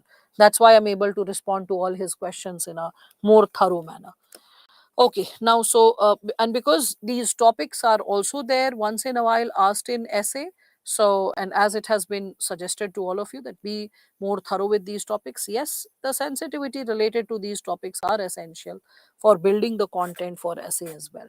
So this technique will start yielding fruits after doing it again and again. So very true. That's very, very true. Now we are going to deal with brain mapping. Okay. So brain mapping, as we are going to deal with this given dimension. So with respect to this, what is my experience in this field? Which field, Santosh? Because this is again a very open-ended word, right? So when we are talking about this component of brain mapping, there is a diagram that I'm going to draw for all of you. Okay. So before this diagram, two sentences that I can write down. The spherical expansion of a topic creates an essay. Another sentence that I can propose is the shortest possible summary, the shortest possible summary of an essay is its topic. 14 years, Santosh. In UPSC world, 14 years of teaching. This is the 15th year. 15th year would start running from this year, October. That's what is my teaching experience. Now, so when we are speaking of this given dimension, the shortest possible summary of an essay is its topic. What does it imply? Means if, like, let us say someone hides the topic, okay, and after hiding the topic, like let's say of any given student, like let's say a standard 10th child has written an essay, and if I hide the topic and I ask you that after reading 5 pages or 7 pages of the essay that the student has written, can you guess the tentative title or topic of the essay? And the tentative title or topic that you guess, if it is almost similar to the topic given to the student, then the student has justified the content. Then the student has written the content in line with the topic. The child has not meandered. The child has not gone haywire. The child has not got distracted. The child has been like following the, we can say, the topic, sticking close to the topic, keeping close to the topic. Remember, we were discussing about this keeping close to the topic yesterday in UPSC syllabus. Yeah. So when we are discussing about it, if you want, I can probably show this to you. See this, it's written. It is expected that you'll be keeping closely to the subject, keeping close to the topic. And that's why we can understand this specific instruction. This instruction that the shortest possible summary of an essay is its topic. That's the shortest possible summary. You need to understand that. Right? Then comes the second subpart, that is the spherical expansion of a topic. Spherical expansion, 360-degree expansion. Here is the topic, if I do a 360-degree expansion of the topic, what will get created will be an essay. So topic is at the epicenter of the essay. So whatever I create should be in and around the topic. It should not be haywire. So in brainstorming, whatever is coming, I'm just putting it on the paper. It is later while organizing, I will see whether the content which I'm thinking is relevant to the topic or not. If it is relevant, close to the topic, I'll write. If it is not, I'll skip, I'll leave it. Because the spherical expansion of the topic creates the essay. We need to understand that. Okay? Now, so how to do brain mapping? Let us understand that. So for brain mapping, what I'm going to do is I'm going to make a exhaustive sheet, like it will be something like this is what you will see. Okay, so I'm going to make an exhaustive diagram associated with the all the points that should pour on the paper. Okay, so pay attention to this and memorize this diagram. There's no shortcut to this diagram. So it's all about the topic. I'm putting it in center so that we are able to justify this. The spherical expansion of a topic creates an essay. So how to do the spherical expansion? Via brain mapping. We are going to learn that. So all about the topic. Here we can think of first and foremost times. So how can we connect the topic with respect to times? So past, present, and future. Then we can connect it with levels. With respect to levels, we can think of, let's say, individual. How is the topic associated with individual level? How is the topic associated with family level? How is the topic associated with regional level? How is the topic associated with nation state level? Nation state means country. Okay. How is the topic, maybe I skipped a beat. So how is the topic associated with an organizational level? So organization or an institution. How is the topic associated with, we can say, the world? Can the topic be associated with, now, can it be associated with the universe, the science and technology, any such topic, plus, plus, endless possibility. Again, we can also think of levels. So after levels, we can think of sections of society. Under the component of sections of society, we all can reflect upon the segment pertaining to age. Under the segment of age, we can reflect how will the topic affect a child? How will the topic affect, like, let us consider, um, how will it affect an adolescent? How will the topic affect an adult? How will the topic affect an old age population? Old age can also be associated with the word geriatric. Anyone not understanding it shall memorize it. Geriatric, okay, related to old age. We can also connect it with caste, the dynamics of caste. We can connect it with dynamics of religion. We can connect it with the dynamics of region. When I say region, urban and rural. Under urban, we can talk about industrial society and also connect it with post industrial society, right? Again, we can reflect upon it from the perspective of, we can consider after region, we can also connect it with the dimension of disabled population. gender, ethnicity. When I speak of gender, we can connect it with males, female, LGBTQ. Under the component of ethnicity, we can think of linguistic groups. So, linguistic groups, which are like, ethnic groups.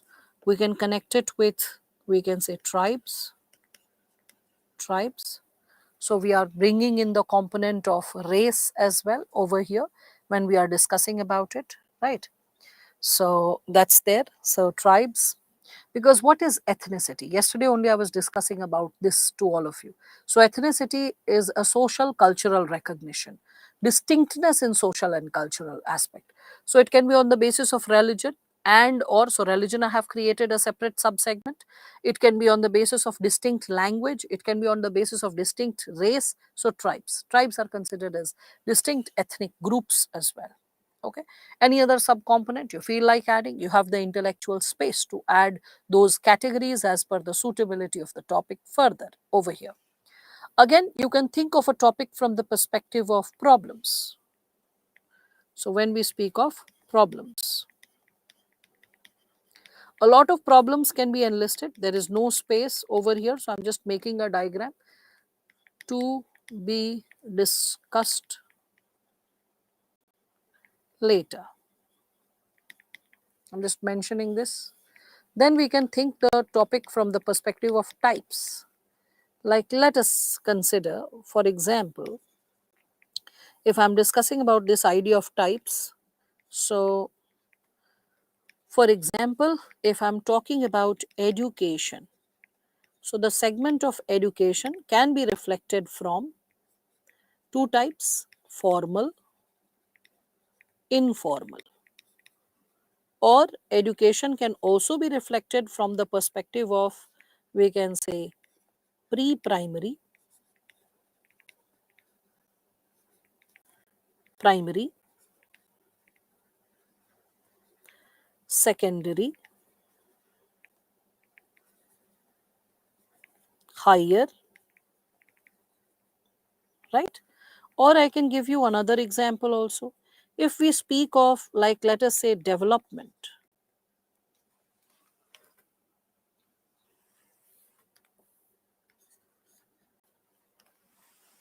So, with respect to the component of development, we all can reflect it from the perspective of, like, let's say, inclusive development and sustainable development, or maybe development and growth. How are they connected? How are they segregated? Right? So, types, when we are talking about types, skill upgradation is a method to develop someone. That's a, we can say, that's a tool. We are not talking about tool, we are talking about types.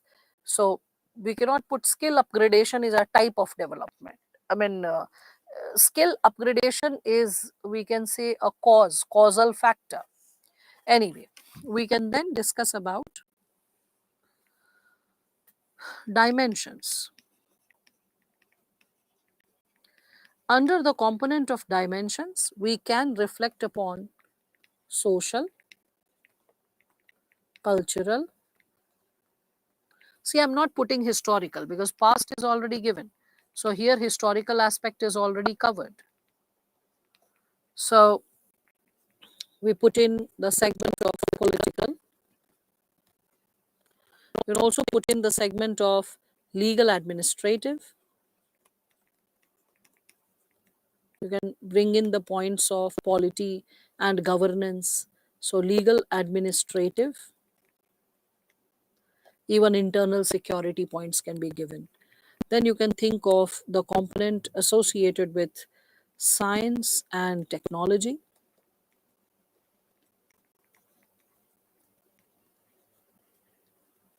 You can think it from the perspective of environment.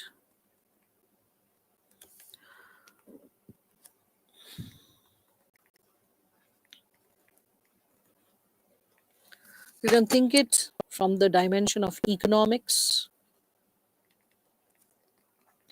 the dimension of psychology, right? So you can bring in a lot of segments or sub-segments associated with this area as well. Economy, it's written, economics I've written. Yeah, you can see that. Second last, SM and Sri Devi, right? Or all those who are suggesting. So you can connect it with this given sub-segment. Then you can associate it with quotients.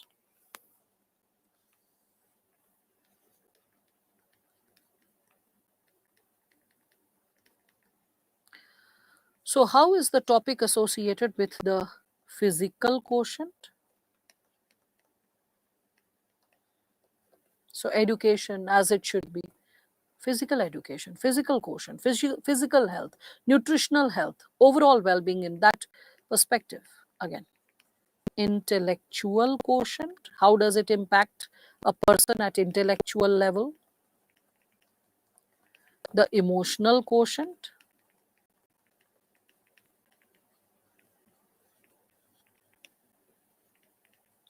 then you can reflect upon the topic from spiritual quotient as well, or the ethical quotient, which can be substantiated under the segment of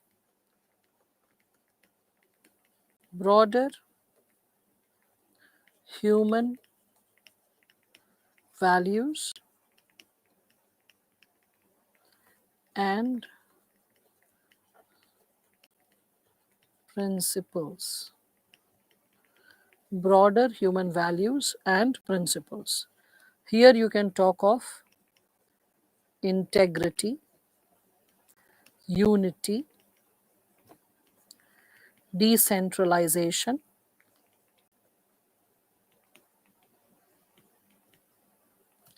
balance, diversity, put in etc., because it's quite broad.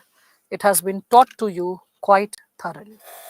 Yes, selflessness, tolerance, all that can be associated with it. Quotient is capability to measure, Abhishek. Emotional intelligence you have studied. Then I had taught emotional quotient. So capability to measure. There are certain tools and methods to measure it. Like your health can be measured with your BMI, right?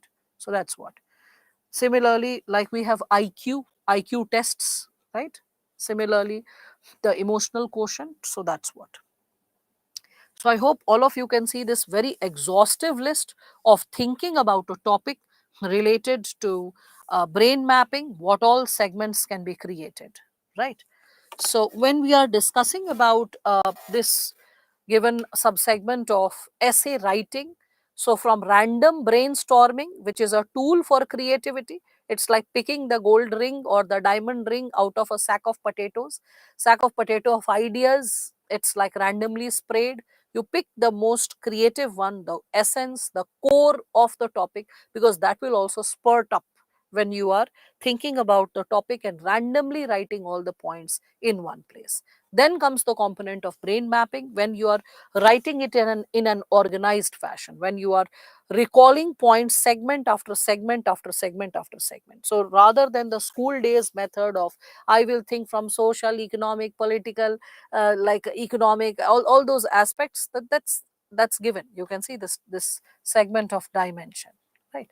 So that's always there, but there are other like segments also which will help you to think better. If you remember when we were discussing about the topic related to tranquil self, so in that topic you all realized, you said that ma'am, self. So the way you discussed this, that when we are doing planning and systematic planning, so that systematic planning can lead to tranquil self. So self, I connected it with individual, how planning is important for an individual, how Planning is important for the budgeting of a family, for the existence of a family, priorities of a family. How planning is important at regional level for regional development, knowing what resources are there and what strengths and weaknesses are there and what needs to be worked out. Planning is essential. I shared it, it is also essential for, we can connect it with the other higher levels when we are discussing about it from the segment of I shared that is associated with the global level. So, how the global community needs to come together and work it out. So, you said, ma'am, can we not understand this idea of self from so many segments? Can we note it down? I said, don't need to note it down. You will find it when we are discussing about brain mapping. So, here is the game. Here is the game whereby you can reflect. Can we write these aspects as heading and subheading in the exam? No. This is a tool to recall points. This is a tool to bring everything on paper. When you organize the idea, the flow and corollary of idea, then you can paraphrase it. You don't need to put heading, subheading. That is a bit kiddish because it breaks the flow. One thing. Second thing, if you remember that UPSC, I mean, when it is asking you to write an essay, it is a piece of literature, which I said, which is expressing your ideas. It's not a GS answer. So don't try to write it like a GS answer. 1, 2, 3, 4, A, B, C, D, heading, then subheading, then uska bachcha subheading, to subheading ka subheading. Do away with all that method. I know that it brings clarity and it brings confidence that yes, you can create all of it. I know that initially at your age, when things are pretty unsure and you are jittery what to write, how much to write, then bringing things into heading, subheading creates clarity, it creates ease of memory. Yes, towards the beginning, yes, but the mark of maturity and the capability to write an essay is this. Because never forget that you are not only supposed to keep close to the subject, but also arrange the ideas in an orderly fashion. So, you arrange the ideas means there should be a flow in writing. And the flow, when you have to create it, then it's not necessary that it is only coming with heading and subheading, right? So, let us take a break and let us be back again. It's 6:47. Let us be back after 15 minutes. All right. And all your queries, all your doubts that you have, you can just ask. And along with that, we will be discussing about what is this component of problems and what is this component of dimensions. Because still, let me assure this to all of you that there are a lot of questions and queries which you are not aware about. And uh, though this sheet creates a lot of confidence, oh, I can think from 40 other perspectives, but still there are some lacunas in thinking, possibilities associated with it which hinders you, which we'll be discussing about the break. So it is 6:48. Let's take a break and be back again with some fresh, insightful discussion which you might be missing out on. All right, so I'm just hyphenating this.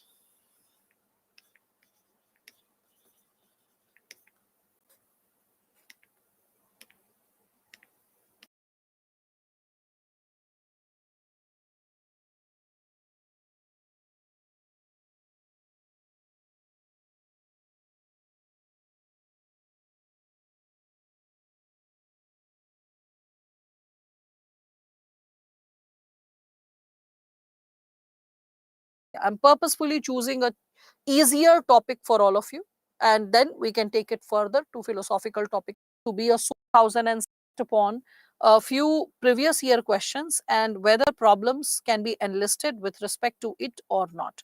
So let's say this is 2017 topic which all of you can see, and you can just see this given dimension. The first topic: farming has lost its ability to be a source of subsistence for majority of farmers in India. I'm purposefully choosing a easier topic for all of you, and then we can take it further to philosophical topics later.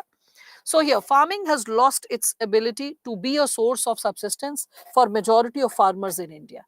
Now, why majority of farmers? Because 84% of farmers are small farmers, or they are landless labor, right? Landless labor. When we speak of it pertaining to, we can say, the component of agriculture. So, National Agricultural Report 2017. Okay. So, here when we are discussing about it, farming has lost the ability to be a source of subsistence for majority of farmers in India, right? So here we all can reflect upon this given statement, that what is the challenge or what is the problem. So few of you have started speaking of it. So landless farmer or marginal labor, okay, that's one reason. Lack of modern technique, okay, so lack of modern techniques. You're also talking about like crop failure, all right, crop failure. You're also talking about global warming. Then few of you are again talking about lack of capital, lack of capital. Low income trap is a byproduct of all this, no? So yes, lack of water supply, lack of water supply, insurance, subsidies. Changing climate is associated with global warming, right? So suicide rate, farming has lost its ability due to suicide rate. That's a byproduct, no? Right? Dependence on rainfall, okay. So dependence on rainfall.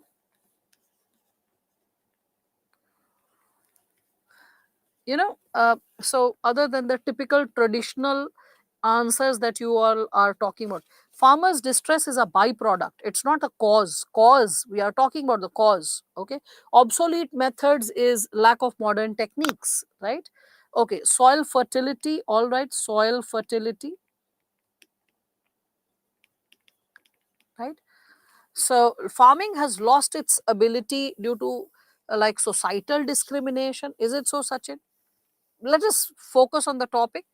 Lack of R&D on the topic, okay. So lack of R&D and development of modern tools, technology, okay. Fertilizers, so improper usage of fertilizers and pesticides, which also impacts the we can say the soil per se, okay. So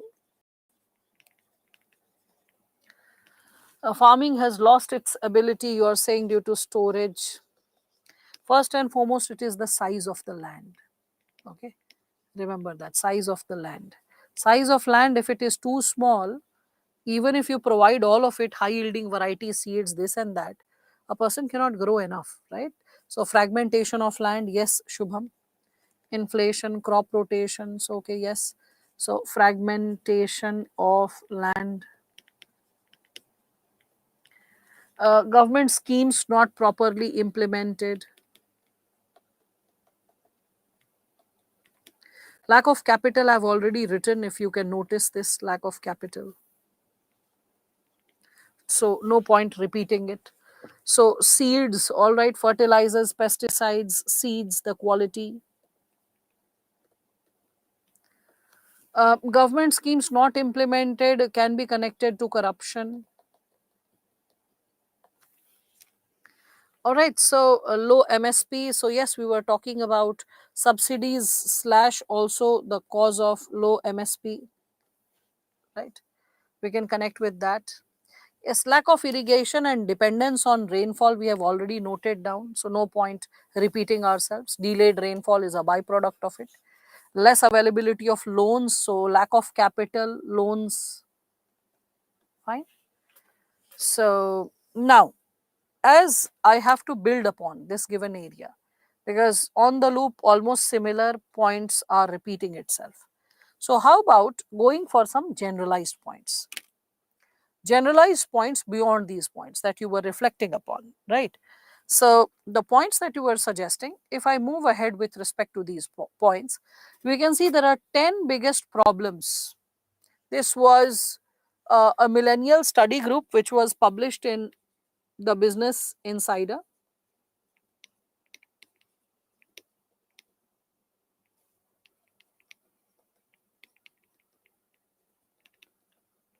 So the 10 prominent problems that were discussed were this: climate change and destruction of natural resources. Can we connect it with farmers? Yes. Large scale conflict and wars, that will be too far stretched. It's like jabardasti kaan pooch marod ke ghusa dena. So we don't have to do forcefully. Okay. So we don't have to like encourage a point forcefully. Religious conflict, again, it will be too forceful. Poverty, yes. Lack of government accountability, transparency, corruption, yes. So again, further, when we are talking about safety, security, and well-being, yes. Lack of education, yes. Food and water security, yes, that is missing.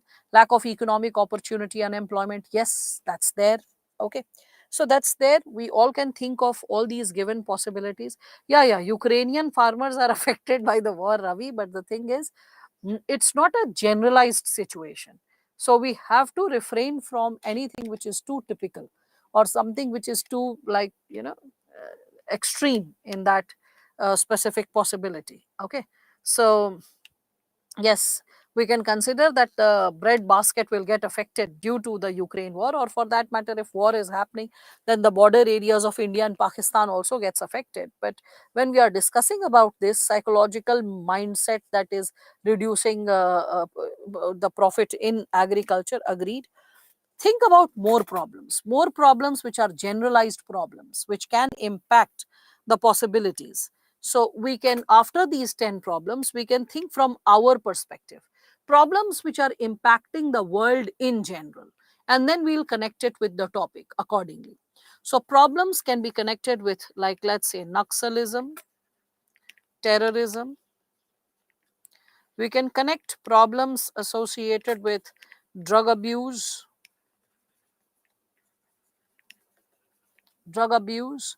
and the, like, the drug, the arms trade, all of it. Okay, so drug abuse. We can think of possibility related to human trafficking, and like human trafficking, organ trafficking.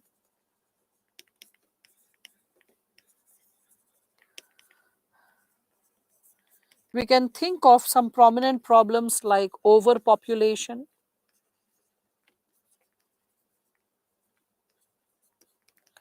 We can think problems like cyber security. In the future, we can think problems related to artificial intelligence.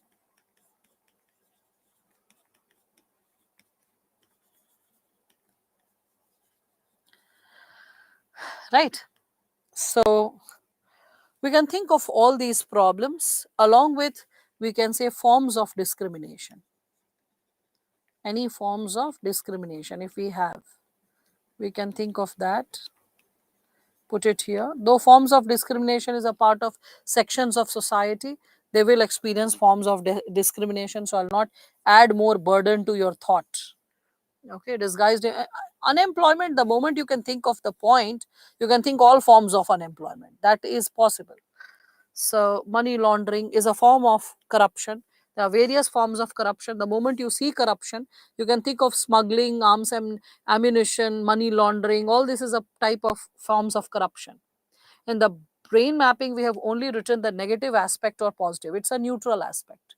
When you think of economic, political, social, it is a neutral aspect, nothing to do with positive or negative.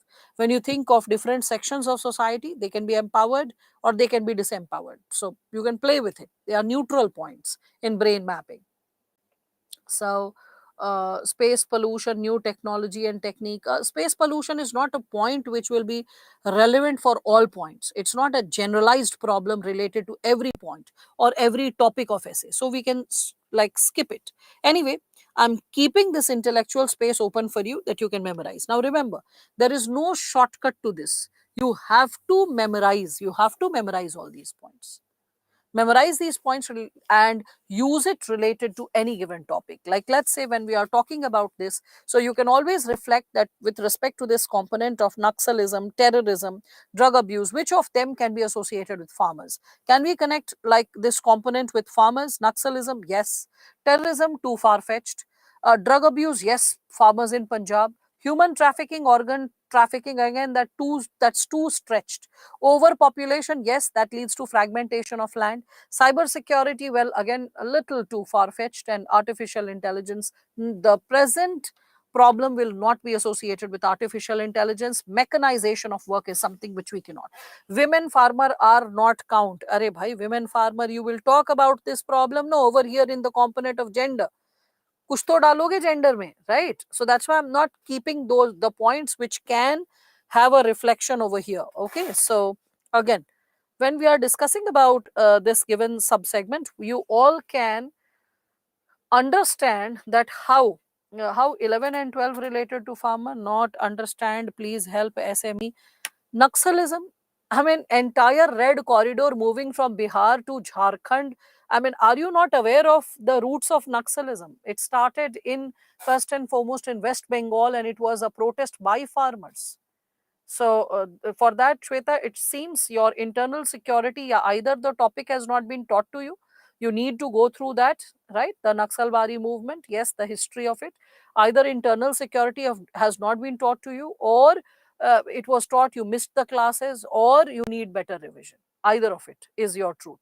In that situation, it initially started against feudalism. Over the time period, Montu, it started getting a lot of, we can say, support, international support coming from China, and creating the possibility of threat.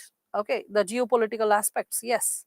Not taught so far, no problem. So when you will study about Naxalism, you will come to know that initially it started as a farmers movement, and even today the grassroots level support comes with respect to the farmers.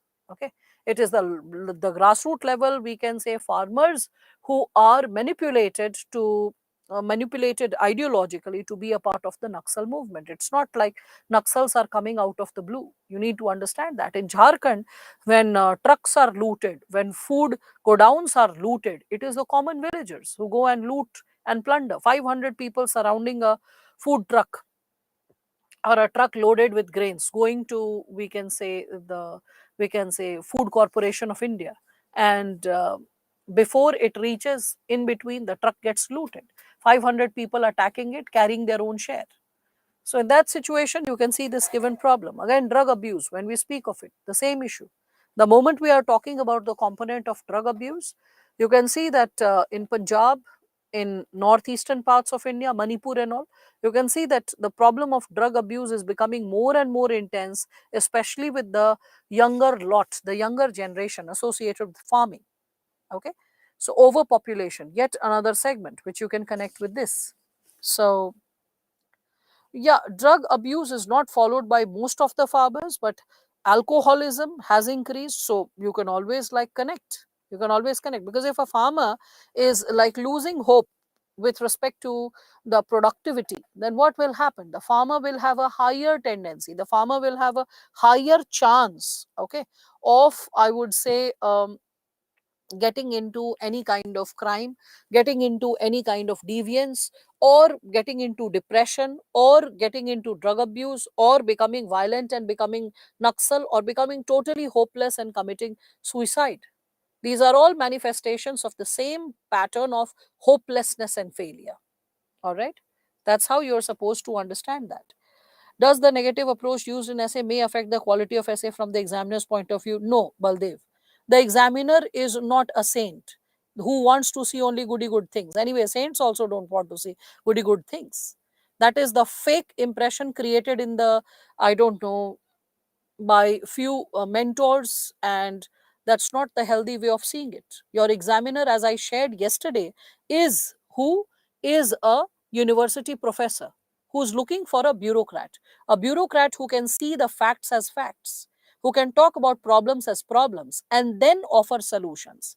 Unlike, we can say, intellectuals or academicians, the person is not only talking about problems and walking off, the person is also offering solutions. And let me tell you, intellectuals and academicians are the ones who do research at ground level, and they offer solutions. What ought to happen? How we can survive the situation? So we are not talking about mere protesters. We are talking about bureaucrats who face the problem and then they talk about solutions. So Baldev, if you don't talk about problems and you are only talking about the happy picture you are painting, question is saying majority of the farmers are not able to sustain and survive, and you are open to paint a happy picture. No, no, I'll not talk about problems of sustainability, problems of survival. I'll only talk about good things. Will that really create a profound essay? Will that show a balanced human being? Will that show a person who is able to understand the challenges of Indian society and ready to fix it? So I think I have answered you, Baldev, right? So, can we write criticism? Any day you can write criticism, Shruti. I don't know why. I like a balance between negative and positive points. Yes, you should have a balance between negative and positive points. What I don't understand is that whenever we go for critical analysis questions in GS, or when we go for topics related to essay, because like when we are talking about all these given dimensions, definitely these dimensions will not only are not associated with problem, is just this segment is problem which we are discussing.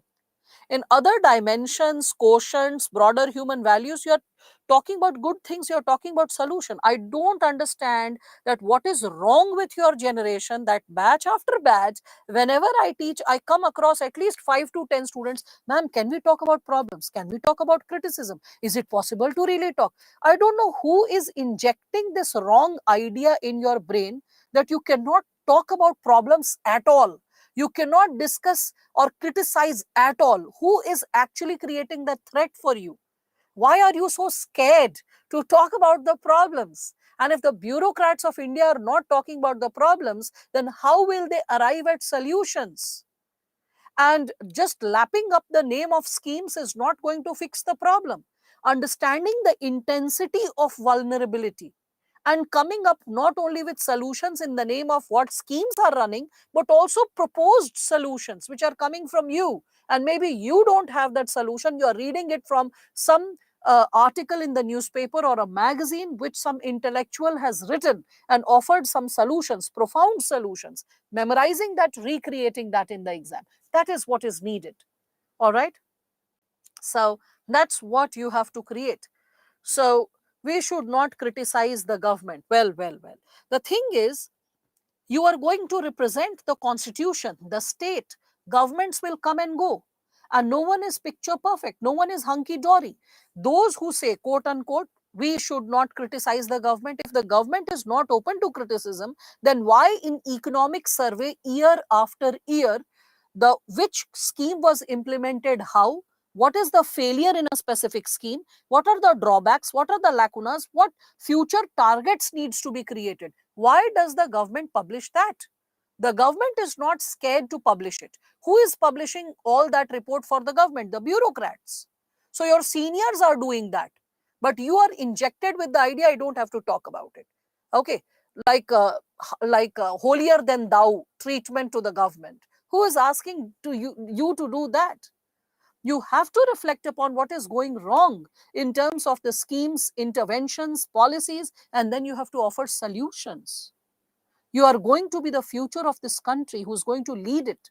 A leader is not supposed to be scared. A leader is supposed to be rational, logical, look into things as they are, objective, then understand the subjectivity of the problem, and then offer solutions, right? Yes, exactly. It's without flagging issues and challenges, you cannot offer solutions. So very true, Shubham. If you're going for that, this is something which is going to create a problem. Constructive criticism is a must. If that's not happening in your essay or your GS answers when asked, because questions related to analyze, critically analyze, okay, reflect, in those comment, in these kind of questions, if you're not balancing the criticism, if you're not writing the criticism, you're lost. If you're writing definition, types, suggestions, lost. The answer is lost. Zero. Because we need to reflect upon the problem and then offer solutions in questions related to comment, analyze, critically analyze. Okay. So these questions require that in-depth, wholesome reflection. I hope so. There is no sedition in UPSC. No, Niranjan. If sedition was the issue, then in that situation, as I said, economic survey won't have been published with all the strengths and limitations every year being published. It's still a mark of the possibility that what is happening in the country and what needs to be done. Every now and then in Yojana or Kurukshetra magazine, whatever is being implemented at grassroots level, that is critically analyzed. What we have done, how far we have achieved, what more needs to be done, what steps are taken and what needs to be taken, all of it. Why such articles are published by Ministry of Information and Broadcasting or Rural Development Ministry? So ministries are publishing such content. How? Why? We need to question that, right? So what are the problems and what should be done? We discussed about it. Congratulations, Abhishek, for joining in time, in the niche of time. So questions should be delivered in a supporting point and which we are marked out. We never be right or wrong. No, you have to be like balanced as per the demand of the question. If the question is associated with, like, let's say, um, elucidate, then you have to explain, simplify and explain. If the question is describe, again you have to get into like elaborating upon it and explaining it. But the moment it is analyze, comment, critically analyze, okay, reflect, and in these questions, if you're not coming up with discussing the problems, challenges, and criticism, along with offering few solutions, if that's not being done, the answer loses its torque. It loses its balance. It fails to address its requirement. And in that case, any GS subject, you'll lose marks. Simple. So please understand the types of questions, the demand of the questions, and accordingly discuss. It's startling that the moment you see problems, hey, problems, I'll not discuss about problems. Always goody good things, happy go lucky. Even if the topic is asking me that majority of the farmers are unable to live with subsistence, I'll not talk about the problems associated with their subsistence. Why to discuss so many problems? Nothing is happening to farmers. They are eating pizza and they are having a very happy life. No need to talk about it, right? God. This is something like that is like the possibility. Yes, like Sanjay Abaru, the media advisor to PM Manmohan Singh, he criticized him in his book, The Accidental Prime Minister. And though there was a healthy criticism also, which was entertained. Yes, you need to be true and sensitive. That's what. Okay. Quotient, फिर से एक बच्चा आ गया quotient. What are the students doing? Do they sleep when the concepts are explained? SME, please support. One student just before the break had explained what is quotient. This is the mark of either a sleepy student or a student who was not attentive at all times in the class. So two students have been identified with this. That is Aarti, okay, and another student is Shivam. So this word quotient has been explained before the break. I took your name so that next time any sleepy head thinks twice, okay, that why did I become so sleepy. This has been explained in the class. SME, please like respond to them. What is the meaning of quotient? Okay, so quotient I have explained. Now we will discuss about the and how to reflect upon quotient. I discussed it from the perspective of the topic of education as well. Okay. So, Goldberg cannot get effective marks in essay. Not only in essay, wholesome preparation, Abhijit. Even in like interview, I'll tell you, there was this student of mine, Siddharth. He, in 2018, there was Bassi sir in his board, he was there. So, Bassi sir asked him, it was 18 or 19, I think it was 18. Yeah. So, he was asked this question that, okay, Siddharth, tell me that which government is better according to you, the present government or the past government, when we reflect upon the idea of development. Okay, so this seems to be a very political question, but had to be handled in an apolitical manner. So he discussed about this. He said that, sir, the previous government was more associated with inclusive development, whereby we can see interventions like the MGREGS was included or it was started. We could also see that inclusive growth was the goal of 5-year plan, whereas the present government is associated with economic development, whereby we can say infrastructure development is focused, roads and railways are being boosted. We can also see the Smart India, Stand Up India, so Startup India, Stand Up India initiatives are started so that the economic development of the country can be strengthened and ensured. So this question was a balanced answer. It did not exercise non-party, like you can see partisan behavior. Remember in ethics class I discussed partisan, whereby you are having a biased political opinion. So he saved himself from the biased political opinion and he gave the most balanced, politically balanced statement, that is a political answer. So he gave this answer that what the previous government has done and has achieved and what is the present government doing and has achieved. Is it not having an implicit tone if you actually delve deep? that the previous government was focusing more on social and inclusive development. So economic development was not the priority, not so much of a priority. And the present government is more on economic development, and inclusivity is not so much of a priority. That also can be derived, right? But this is not the statement that is spoken, because the examiner, the person asked, according to you, which government is better in the quotient of development, understanding development, and why, and bringing an apolitical answer. All right. So what can be the environmental dimension? Anshu, just hold your horses. First, let us understand these basic terms and terminologies, right? So everyone is understanding this, yeah? How to maintain the balance. You will get questions in the papers, in GS papers, which will be quite politically debated in newspapers and magazines. But you have to write things which are based on facts, one. Other than facts, they are associated with causes, problems, challenges, solutions, suggestions, future course of action. All those segments should be fulfilled. Political opinions need not be borrowed. You have to write anything in consonance with the constitution, with the broader human values. If you're writing the answer in consonance with the constitution and broader human values, your answer gains balance. That gains, it reaches out to the larger audience. The perspective associated with the masses is covered, and examiner appreciates that. Okay, so please do remember that. So yes, he did get 186 in his interview, Rathod. There were various questions in which the loop was thrown to trap him. Okay, and he successfully sailed through, because his answers were through and through reflective. This is what I can say. So answers need to be balanced with facts. Yes, that's how Samantare you are able to prove your point. You are able to prove that how things are proposed, or how things are created, right? Next year will be general election. Hence, UPSC will conduct pre. Why will UPSC not conduct pre?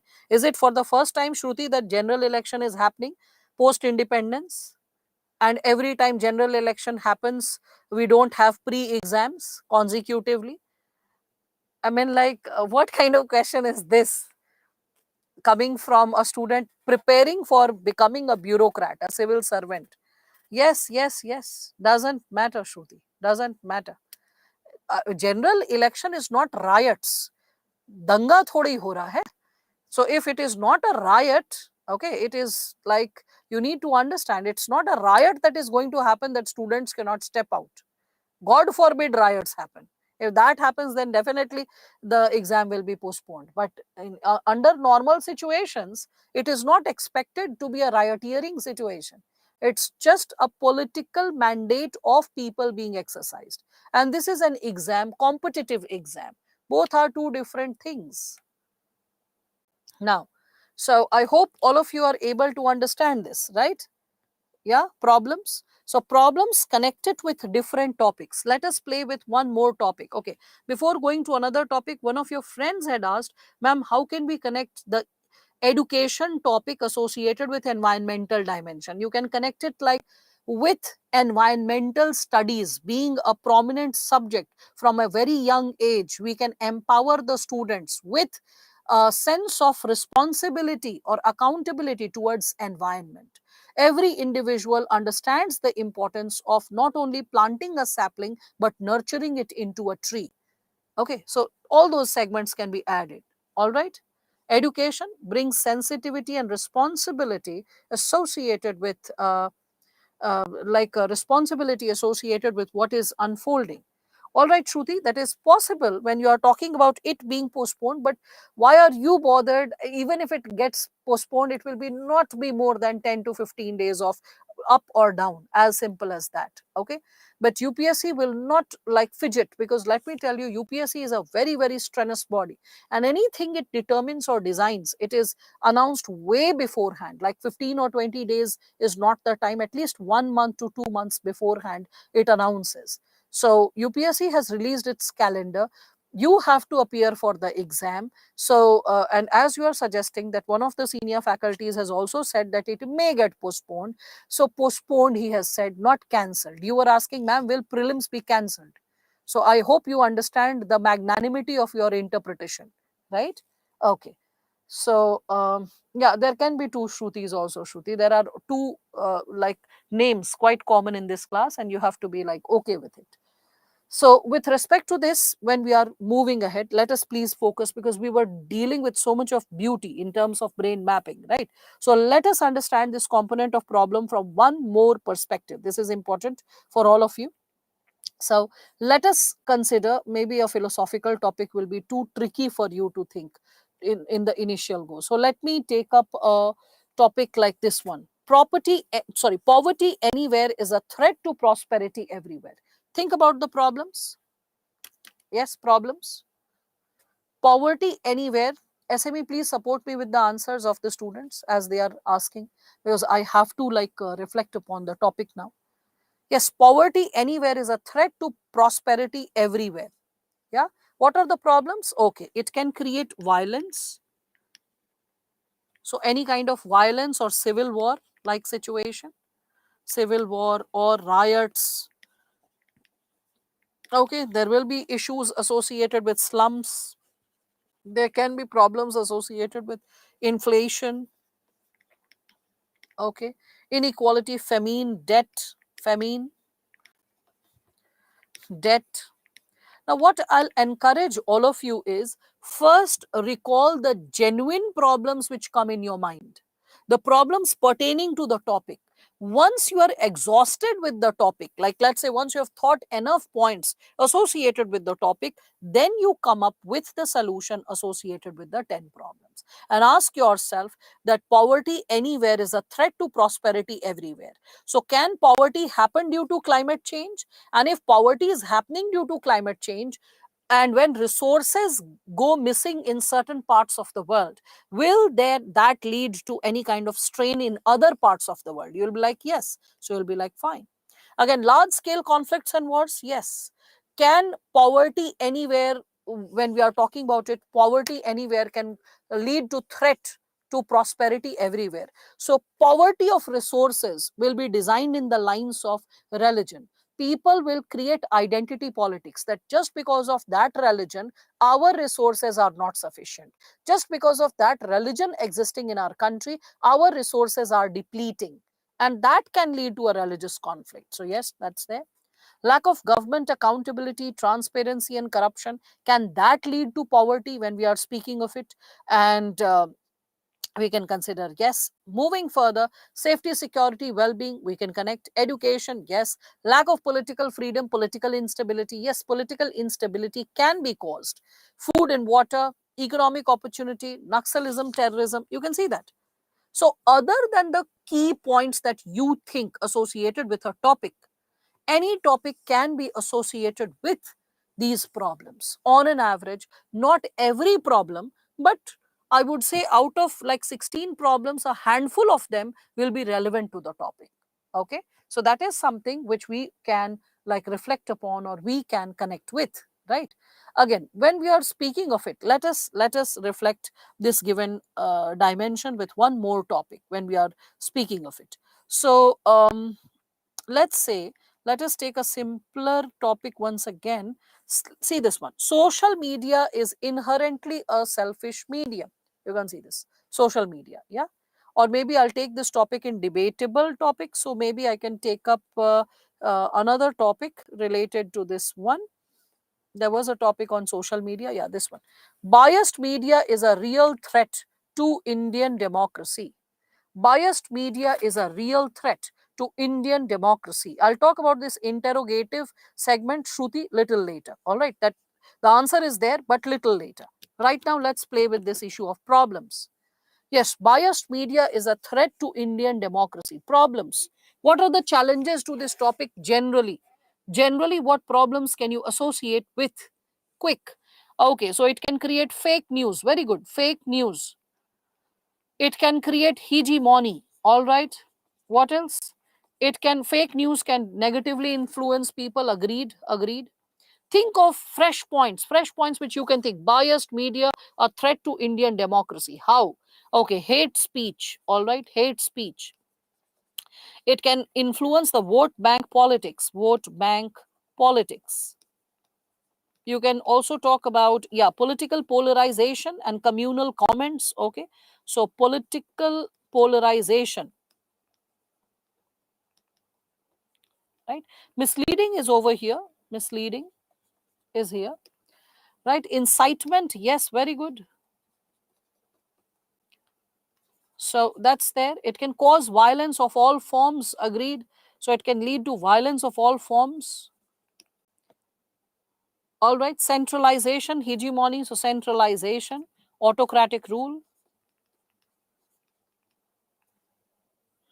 It can impact trade, yes. So I think all of you are able to think of few points to flash with, right? After the flash of points that you experienced related to the topic, let us get back to the final exercise of connecting it with problems. Okay. So when we are talking about the media, the biased media threatening democracy, biased media, can it underreport the problems of climate change because like let's say it is fed by certain politicians or local, we can say, contractors who encourage the media not to report intensely the kind of devastation that's happening to the nature? Can that happen? Yeah. So underreporting of this issue, underreporting or false reporting, that can happen, right? Underreporting. Or we can also say other sensational information will be prioritized. So sensationalism over sensitivity can be exercised by them. Biased media, you were already talking about conflict, so rather than writing large scale conflict and war, we can say misreporting. Misreporting. And religious conflict, you were already talking about this given sub dimension, right? So misreporting with respect to, like, we can see it happened massively during the Russian Ukrainian war. You can think of it with respect to Israel and Palestine, right? So right, etc. You can think of that. You can think of can biased media again threaten democracy? So biased media will never give the real picture,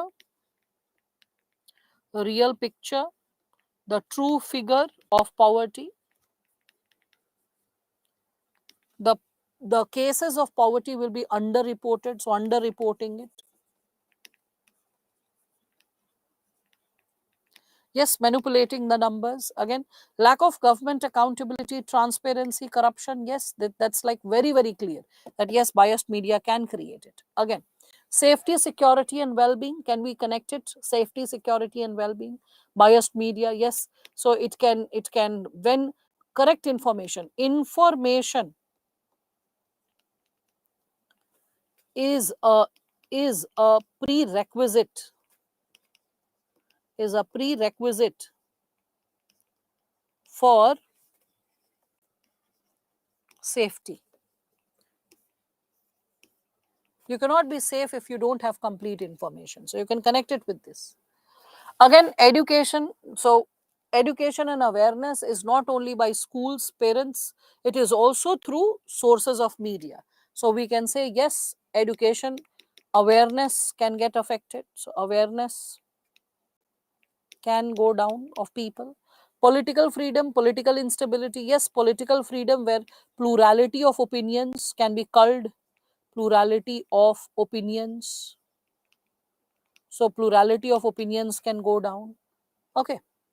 Lack of economic opportunity, unemployment. So I think you can justify. You can now justify. You can connect the points associated with like terrorism. So you can see manipulation of information. The problem associated with different types of crimes happening in the world. You can. I think you are now being capable. Are you like feeling that sense of confidence that having this list of problems will create a sense of ease for all of you to recall? First, you are like recalling the problems in general related to the topic that you know. The moment you feel that your points or your topics or your insights, the points that you know, the moment you realize that that's going away, the moment you realize that ab mere paas point nahi bacha hai, the moment you feel that I cannot recall the points which are direct in nature, then in that situation you can come up with like specific points as well, right? I think you can deal with this. Yeah. Yes, you can think of mob lynching also, justice destruction. Yes, you can think of corporate influence also, which also impacts the media. Yes. So yes, we'll come up with paraphrasing the information, Santosh, later. First, we are just bringing it on whole easy on board. Pam, please write one whole easy on board. I won't be writing one whole easy, because here I am just bringing in the topic and I'm asking, can you connect it with problems? That's it. Can you recall the problems, right? So I hope if you remember these list of problems, other than the typical problems associated with a topic, because every topic has its problems and they are topical in nature, means because they are exclusive to that topic. The problem associated with farmer will be different from problem associated with biased media. Problem associated with biased media will be very different from problems associated with women, or problem related to the topic of education. So there will be exclusive list of problems that you will have. After the exclusive list, what do you know? What do you need? So after the exclusive list, the moment you start feeling ki yaar, I'm forgetting the points, now I can't recall the points, then this will be helpful. This area, that is the list of points which I have given related to the problems. Okay. So first recall your typical points related to the chapter, related to the subtopic. Education, what are the problems? Or women, if the topic is women, what are the problems? If the topic is associated with media, what are the problems? First recall the typical problems. Once you are getting exhausted, connect it with this, right? I hope all of you are understanding this. Yeah. Okay. So while writing essay on biased media, can we call biased media as Godi media? Yeah, you can put that. Yellow journalism is a better word. Okay, yellow journalism. So you should know the more formal terms, right? So I think all of you are getting an idea the purpose of this list. The purpose of this list. This list is exhaustive. It is general, but you will have an access to key points related to the dimension that you are studying. Okay. So any chapter you are studying or any topic which you are attempting will have its own exclusive problems. Beyond that, what needs to be thought? So once you are getting like low on points, this will be helpful. Now, moving ahead, another set of question with respect to this. Dimensions. When we are discussing about the dimensions, yes, let me ask this segment from all of you. If suppose I have to write the economic dimension of education as it should be, okay, so let me like take you to that specific segment. So we started with this education as it should be, right? In education as it should be, suppose I have to open the economic dimension. What economic points will you write? Let me see whether you can recreate points under the segment of dimension, because here you learnt right now dimensions. So can you create content or substantiate the content with respect to dimensions? So education as it should be, what economic dimensions? Okay, so employment, after employment, um, I don't want to see social points. Okay, a lot of you are also writing social points. Research is again associated with education, social. Affordability is also associated with social justice. Family background is also social, right? So let us not mix it. Financial info reservation is again political intervention, Rashmi, right? So, okay, all right. So few of you have started talking about it. So skill development, I'll write down. After skill development, which economic point can be given? Yes, let me see. Brain drain. Okay, all right. Brain drain. Someone said taxation education. Yes, tax education. What else? What else, people? Development of infrastructure. Okay, all right. So, development with respect to infrastructure. Good. More exposure to the trading market. Okay, all right, Sahil. So, trading market.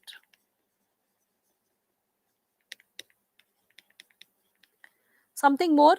Something more? Investment in education should go up. All right, investment. Something more?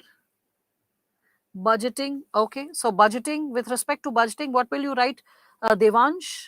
Yes, with respect to budgeting. So, are you talking about budget for education? We can connect that. Digital literacy, let's take it with science and technology. Payal, right? So, savings, okay, yes, we can talk about savings. Free of cost education. Okay, affordability can be connected.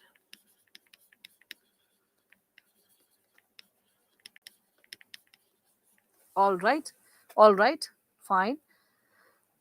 Okay, now there is a repetition of points. This is what I can see. Skill development connected with entrepreneurship. I'll just put it here.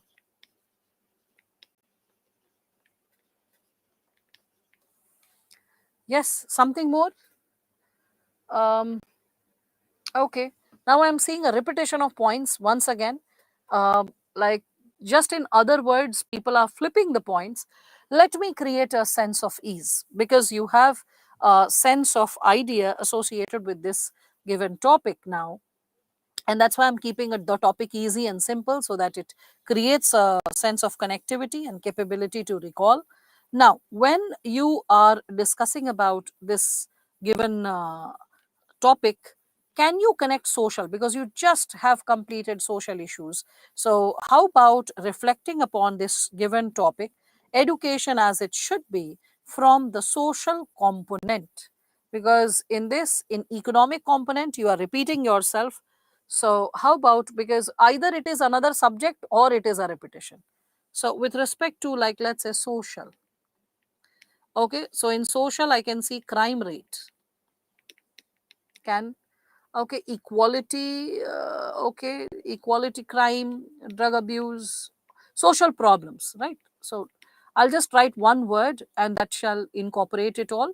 Social problems, right?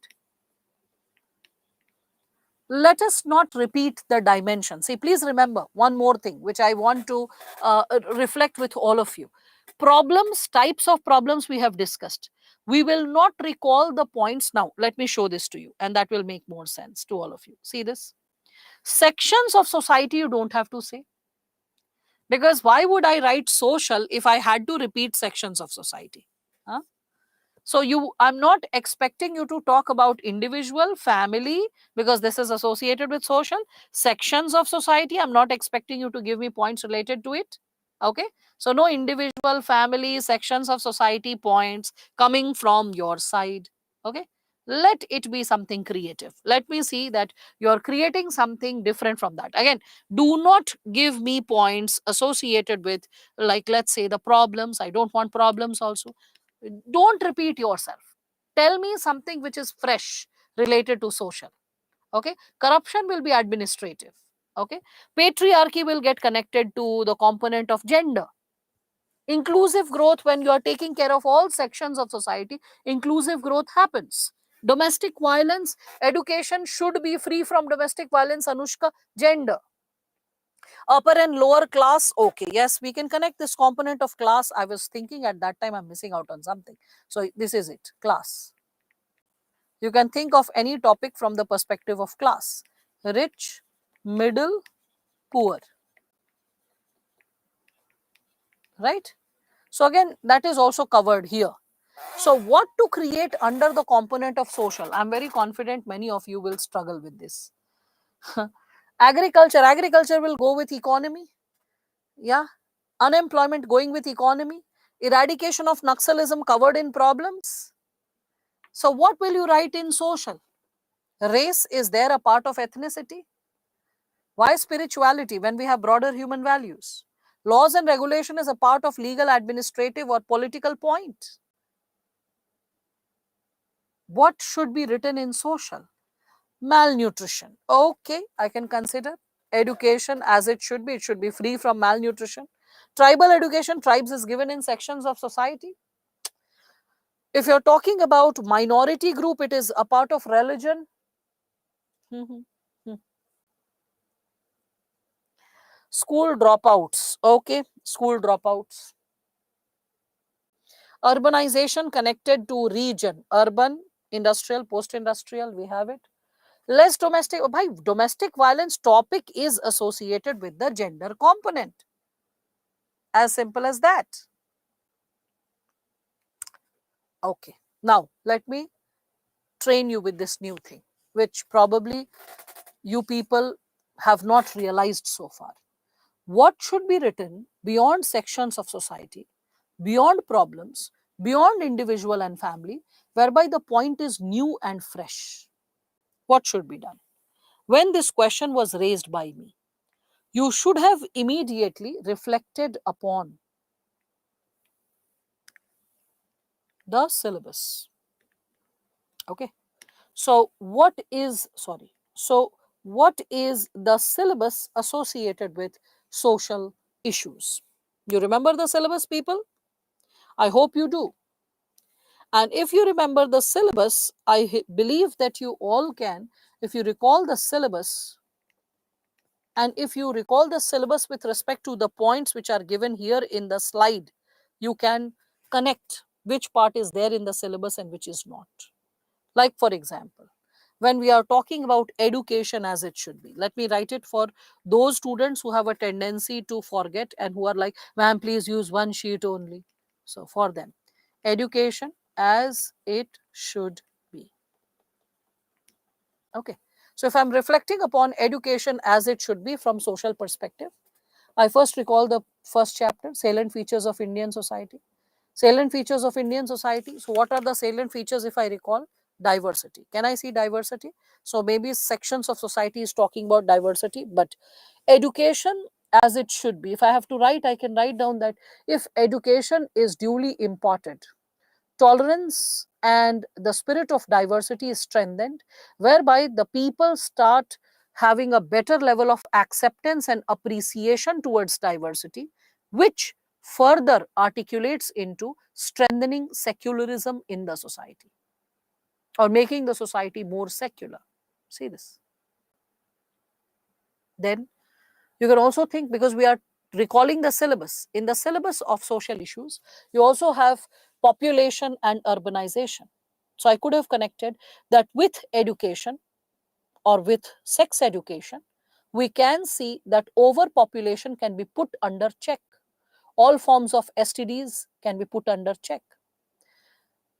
With education, we can delay child marriage and we can thus control child mortality and maternal mortality. We can ensure good health of mother and child by imparting qualitative education to women as well as people of different age groups, so that they have a sensitized approach towards the idea of marriage. Think about it, right? When we speak of this dimension of education, we can see that with the increased levels of divorce and separation, which creates a damaging impact, especially on the children and other family members, with education, sensitization, empathy, and compassion being inculcated, capability to cope up with the strains of globalization and consumerism can be trained, whereby an individual learns how to harmonize with the needs of a family.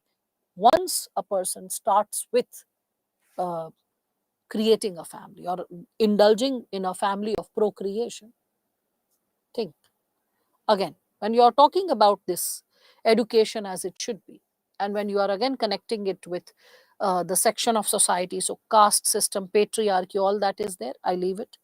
When I'm connecting it with industrial, post industrial, that's written over here, I have to think out of box, something which is not given over here in the sections of society or in the levels. Again, I think what all chapters are there. So in terms of it, the moment I think of, like, let's say the segment associated with we can say social empowerment. So in social empowerment, I can say that with education, the tools of social empowerment can be effectively utilized, whether associated with the governmental sector or non-governmental sector. The various interventions and the insightful solutions, which not only address the short term problems but also long term empowerment of the communities, can be ensured. Okay, people, they not only seek some immediate benefits in the form of subsidized or free goods and services, as it is good to create security for short term, but in long term it can create dependence. So true empowerment can be created when people are educated, skilled, with multiple segments or with multiple skill based approach, whereby various opportunities of employment are opened, and the empowerment doesn't stop there. Real empowerment happens when self actualization happens. Full stop. Self actualization is a continual phenomena whereby just by donating once or helping someone once does not lead to self actualization. A continual effort to give back to the society and humanity leads to self actualization. Full stop. True education guides us to this form of real empowerment and development. I'm just recalling the syllabus, tallying it continually, right? An educated population can be free from various challenges pertaining to preventive healthcare and curative healthcare. The importance of yoga can be trained. So, preventive, like healthcare, when we talk of it, preventive and curative healthcare, we have different segments. Recall all of it, put it here, right? I hope you are getting some segment, right? Are you getting it? Syllabus, just recall the syllabus. Syllabus is the key. The moment you have to think about economy, think of the syllabus of economy. What is there? I was glad to see that all of you were able to recall the points of economy quite healthily. When I was discussing economy, you all, like, where is the slide which all of you created? Just a second. Yeah, this one. So in economy, when you started talking about the points, I really liked it because you were able to recall economy syllabus unconsciously. Savings is associated with banking, right? Budgeting, investment, trading, tax. I was like, good. This is how you're supposed to deal with. So any topic, those students who say, oh my God, essay is so random, it's not random. What happens is that when a student is supposed to recall, a child tends to feel lost. Oh my God, what to do? But the solution is what? The solution is the UPSC GS syllabus. UPSC GS syllabus helps you to open all the segments associated with dimensions. The moment you see social, recall the syllabus of social issues. And that's why I always say recalling the syllabus is essential. Memorizing the syllabus is essential. It helps you to keep a check which topics have been covered. The ones which have not been covered, is it supported with notes? If not with notes, then what is going to happen to that topic? Also, the topics that you become aware of, you are also getting motivated to update it from newspapers and magazines. That's what. Social. So social, remember social issues like syllabus, Indian society, GS paper 1, social justice, GS paper 2. Cultural, think of art and culture syllabus. Political, think of the polity syllabus. Legal administrative, think of internal security, IR, governance, that segment. Science and technology syllabus, environment syllabus, economy syllabus. Psychology can be connected with ethics. Ethics, which chapters? I have taught you emotional quotient, or rather emotional intelligence, right? So you can connect it with the chapter of emotional intelligence. You can connect it with the chapter of attitude. You can connect it with the chapter of aptitude. Three topics are there related to psychology. So some general psychological segments, if you are able to recall related to the topic, great, write it down. Like, for example, education as it should be. So ask yourself, psychologically, what should education create? So you'll be like courage. confidence, clarity of purpose, belief in our ethics and why we should follow the ethics, the logic behind it. Psychologically, it also gives us a clarity of purpose related to life. Psychologically, it sensitizes us to be compassionate. So, all that. And along with that, all this segment, ethos, pathos, logos, Aristotle, I had discussed, emotional intelligence, recall that. Okay. So, attitude, aptitude. So, attitude formation, I had discussed. Remember that, recall. And connected with the topic, connected to the topic. That's what is required, right? Can I write all your roughs? I mean, to begin with, on one hand, you were struggling with how to write 18 pages yesterday. Today, I'm giving you the tool how to create content for 18 pages. And then you're like, oh my God, this is so much. How to handle this? Yesterday, you were in the position of repeating yourself. Second or third page, whatever I write, I will have a tendency to repeat it on 12th page. Today, I'm saying and sharing these tools that how you don't need to repeat yourself. You don't need to repeat yourself at all in the component of essay. Every single sentence can open a new realm of idea, new possibility related to the topic, which is in-depth and rich.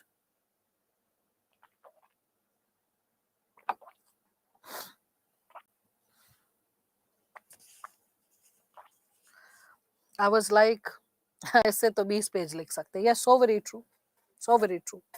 This is a tool that if ever UPSC reverts back to 2013 mode, whereby it had asked all the students to write only one essay of 2400 words. If ever UPSC tries to play something like that write only one essay related to one topic in like between 2000 to 2400 words, still you can write with this tool. That's what. Okay. So we should have to write all issues, dimensions. No. You can, without any heading, when you are doing rough work, you can write heading, Nikki. Because while doing rough work and brain mapping, because brain mapping is organized thinking, you're drawing a map. You're drawing a map of ideas. So while doing the organization, while we can consider, while making the rough structure, you can write all these segments. And with respect to every segment, you can keep incorporating the points.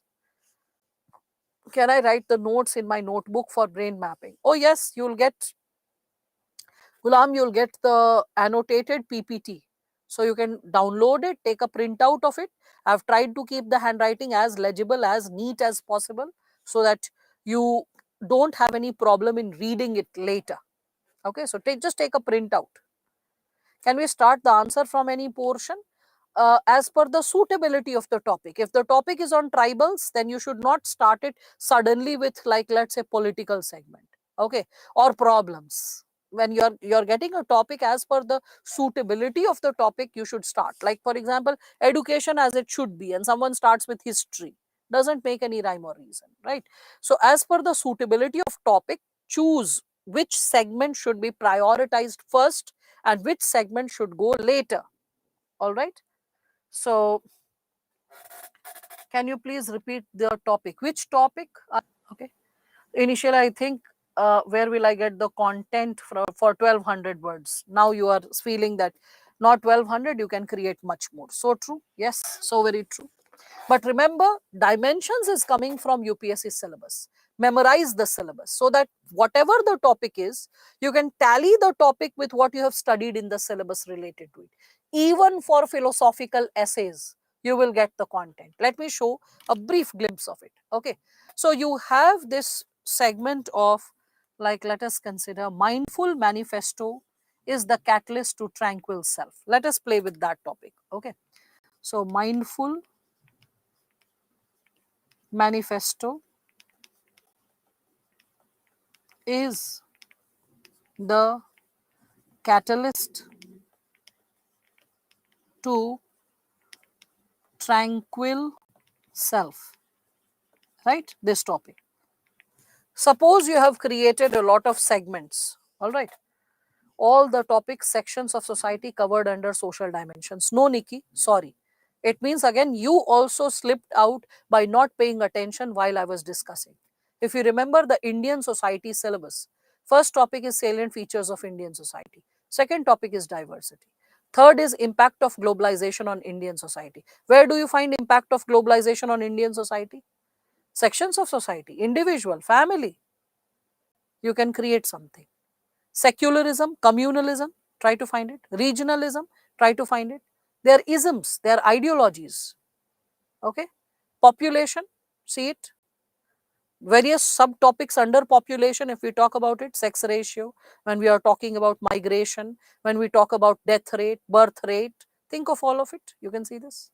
Again, dimensions of urbanization like smart city, when we think of dimensions pertaining to slums, child labor, problems associated with drainage, resource management, think of it. There's so much of scope and space which is not covered in sections of society, which is not covered under levels. Okay, Nikki, I hope you can see that. Again, further, if you move ahead, you can think of topic like poverty, you can think of hunger, education, healthcare, human resources, think of like NGOs, self-help groups, donors, charities, associations, schemes by the central government, topic like social empowerment, right? So you can see that it is not covered in under any of the category, sections of society or levels. That's why social is written independently. Because if you remember the syllabus of social issues, that is, if you remember the syllabus of Indian society social justice, you can understand that there is a lot more beyond sections of society and levels. All right. Sex ratio, yes, it can be connected with the segment of gender, but gender is associated with impact of male, female, and LGBTQ. Whereas sex ratio, when we are talking about it, what causal factors can impact the sex ratio beyond patriarchy, there can be other segments also which we can talk about. Okay, health related intervention, technology, this and that. Okay, but beyond doubt, yes, it can be connected with gender issue as well. Yes, migration can also be connected, Femina. While writing the answer, can we take any country as an example and write it as an example? Yes. If the topic does not suggest India, if the topic is India, then refrain from global examples. If the topic is not related to, like not exclusively dealing with the word India, then you can bring in the global examples as well. That's why we have world and universe under the segment of levels, Akhil, as you can see. Nikki, is it clear? Are you there? Because this explanation I provided for the sake of your clarity, because I had repeated it earlier. Okay. Can awareness come under social? Awareness is a topic which can be associated with any subdimension.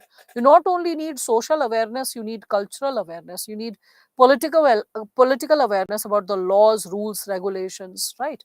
You need awareness of scientific breakthroughs. You need awareness of, we can say, emotional quotient to be exercised to the vulnerable sections. You need awareness of human values and why they are essential to be exercised, to be executed. So awareness connected to social will be limiting, Grishma, okay, when we are speaking of it. Yes, awareness is also a social segment, beyond doubt, right? So now, when we are talking about this given topic, mindful manifesto is the catalyst to tranquil self. With respect to this given topic, when we have to think about mindful means conscious or aware planning. When we are planning with a level of awareness, okay, so like planning with awareness will lead to a peaceful existence. That's the topic which UPSC had given. So like aware planning, or we can say conscious planning, can lead to a peaceful self. So what kind of, like we can say, conscious planning is needed culturally also? Because when you inherit your culture, when you know your culture, see, what is culture? Your past generations have offered solution to various problems that have existed, and how to overcome those problems. So traditional solutions, that's why we focus on Ayush. What is Ayush? Ayush is something which we have inherited from the past in the form of Ayurveda, Siddha, Unani, okay, homeopathy, right? So that's what mindful manifesto is, a catalyst to tranquil self. Anyway, so cultural awareness, when incorporated in national development, individual development, it helps us to or saves us to not repeat the mistakes of the past and how to design or align ourselves to the future. Conscious planning socially. Socially, for every segment of the society, think about it. Conscious planning politically. What kind of laws are needed for the society? What kind of rough edges, rigors, conflicts needs to be avoided in the society? Science and technology, you can think it from the perspective of artificial intelligence, robotics, cyber threats. When we are consciously planning, we are prepared for it. Okay, it is something which can lead to a tranquil self. Suppose someone saves all his life savings and produces a movie, and the movie leaks on Telegram. People are like going gaga over the movie. Wow, what an amazing movie. But the loss to the producer, someone put in all their life savings or maybe a sizable chunk of their life savings on like a specific content, a qualitative content, an out of box idea, and that is just lost with a whiff because, like, there is no planning, there is no law to regulate channels like Telegram. Intellectual property rights of a person lost because the technological tool breakthrough came, but the country did not have a law to regulate it. Like, let us consider, we teachers, our bread and butter is our lecture. Okay, and suppose some theoretical content, hardcore theoretical content, suppose it ever leaks for any teacher. Okay, and it is available for free on Telegram. Yes, it is making knowledge accessible. But how about that person? Who will be interested to come and listen to that person? The person will lose bread and butter. All those dependent on him, his children or other dependents or other causes, social causes, the person is investing will be lost. Think about it. Right? So, science and technology, it is a boon as well as a bane. A boon when you are regulating it and using it for your benefit. A bane if it becomes regulation free. That's why the threats with artificial intelligence and robotics. Is it going to create a list of unemployment, especially with respect to mechanical jobs where creative reflection is not needed? Yes. You can think of nuclear planning, chemical planning, yes, cryptocurrency. Amazing, amazing. Now you can see that mindful manifesto is the catalyst to tranquil self, tranquil, peaceful. When you are at peace, when you are living at peace, right? So all of you are understanding the importance of dimension, how to pull up the segment of dimension, right? Some kind of ease and calm must be settling in your nerves related to content creation. So far, I have not discussed organizing it. So far, I have not discussed types of introduction, types of conclusion. These are segments. Now, you tell me very honestly, so far, whatever I have discussed, like related to idea generation, related to brainstorming and brain mapping, I know it is generating confidence, but now my question is it, do you believe that this is going to take 15 minutes, random brainstorming plus brain mapping clubbed together? Will it take at least 15 minutes for qualitative reflection and content creation? Yeah, qualitative reflection and content creation, right? Okay, 15 minutes is agreeable. So far I have been able to justify 18 minutes. 3 minutes choosing the topic, 15 minutes idea generation, 18 minutes here. Towards the end, 2-minute polishing, because if you don't run through the content, silly spelling mistakes, grammatical mistakes can be missed out. Why to miss it out? Why not to run through the content? Why not to underline the keywords? So 2 minutes there. So that is like 20 minutes. 2 minutes towards the end. Yesterday I explained you the importance of to relax and detach. It is important to calm down, relax and detach. So far I have been able to justify how 22 minutes has to be invested. Okay. So out of 90 minutes, utilization of 22 minutes has been explained. There is still segment associated with choosing the topic. The segment related to types of introduction, types of conclusion, and the segment pertaining to organizing the essay. Some core areas are still left with respect to basic structure formation of an essay. So I have been still working on the structure formation. Now, there is something important which I will be sharing with all of you after these types of problems and all. Okay, the do's and don'ts of essay. Okay, so the do's and don'ts of essay, majority I have constantly been speaking, but enlisting it is important. So just have a look what I'm saying. First and foremost, all of you know you have to pay attention to a handwriting. It has to be at least soothing enough. You can see that I paid specific attention. This is when I write very super speedy. On this page, what you can see is it's my super speedy handwriting. But I am capable of writing this way also, which is here in like brain mapping sheet. Despite the handwriting going shrinky and I'm writing like this, still it can be legible. Okay, so keep the handwriting legible when we speak of it. Again, with respect to this grammar, please pay attention to grammar. This is not a GS paper. If grammar is haywire, it will lead the examiner intellectually bleeding. Imagine every page we read and suppose we are like, kach. This is like rather than 2, it should be 4. Rather than 4, it should be off. And it's like cut, cut, cut. After every 2, 3 sentence, helping verb is going wrong, time and tense is going wrong, sentence formation going wrong, prepositions going wrong. And suppose you're feeling that.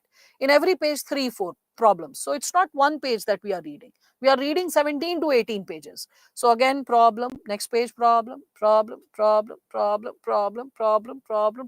By the time it will be like 18 pages, like, it was like an exhaustive essay. The child has reflected from multiple dimensions. Ideas are quite interesting, but writing skills are bad. It is breaking my flow and connectivity. The impactfulness, the engagement, the interest is somewhere getting impacted.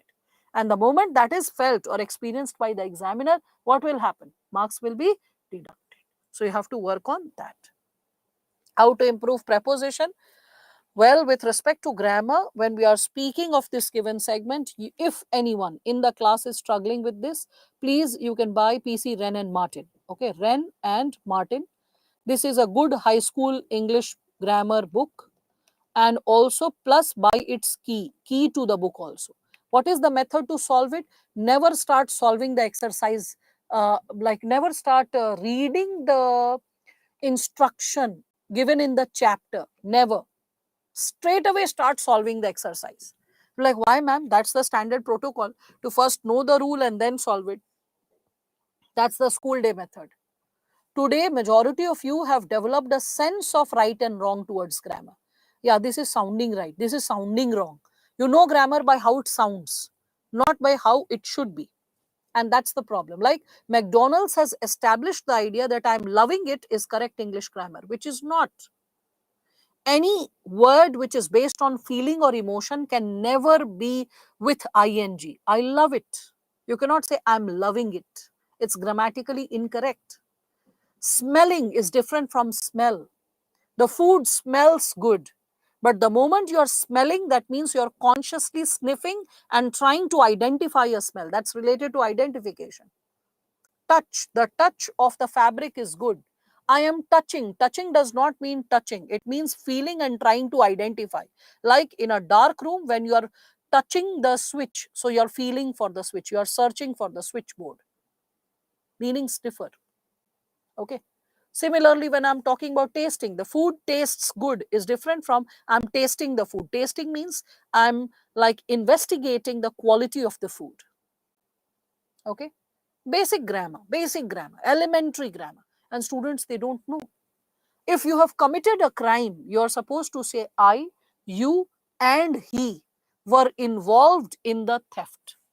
But if some good work has been done, it should always be you, he, and I have helped the poor.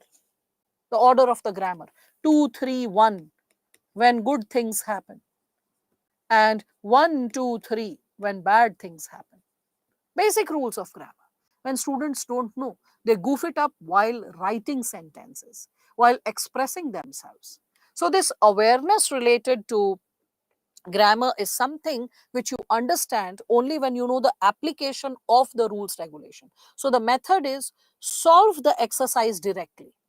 While solving the exercise, you will find, like especially in Wren and Martin, the third part is common errors. Common errors students do related to parts of speech. So when you're solving it and you're not seeing the rules, regulations, you will have some doubts. Whichever question you have a doubt, encircle it. There will be questions you don't know. No problem. Keep attempting it. When you tally the answer with the key, you will realize that the circles that you had put under doubtful questions, few are correct, few are incorrect. Okay. Few questions which you did not know, still you attempted, they are also few correct, few incorrect. And then when you read the rules, regulations, it stays in your brain. Why it went wrong? What is my standard pattern of thinking versus what ought to be there? Because if you read the rules, regulations and solve the exercise, you will end up making more correct, but that will not be a part of your memory. What becomes a part of your memory? Mistakes. When you commit mistakes and you become aware that, oh, this might be incorrect, I'm not so confident, and when you see the rules, regulation, it stays with you. Oh yes, this is something which I should have known. Or, oh, yes, I did not know this. I should memorize this. That's why at your stage, I always suggest this thing to the students that please, first and foremost, solve the exercise, then read the rules and regulations. A simple thing, when I ask students, you shall go to the market. Okay. You shall go to the market. Okay. And we also have a word like you will go to the market. Okay. Now asking the first one, this one, the first option, you shall go to the market. Is it suggestive or is it coercive? Yes, people. Is it suggestive or is it coercive? Give me the answer. Suggestive or coercive?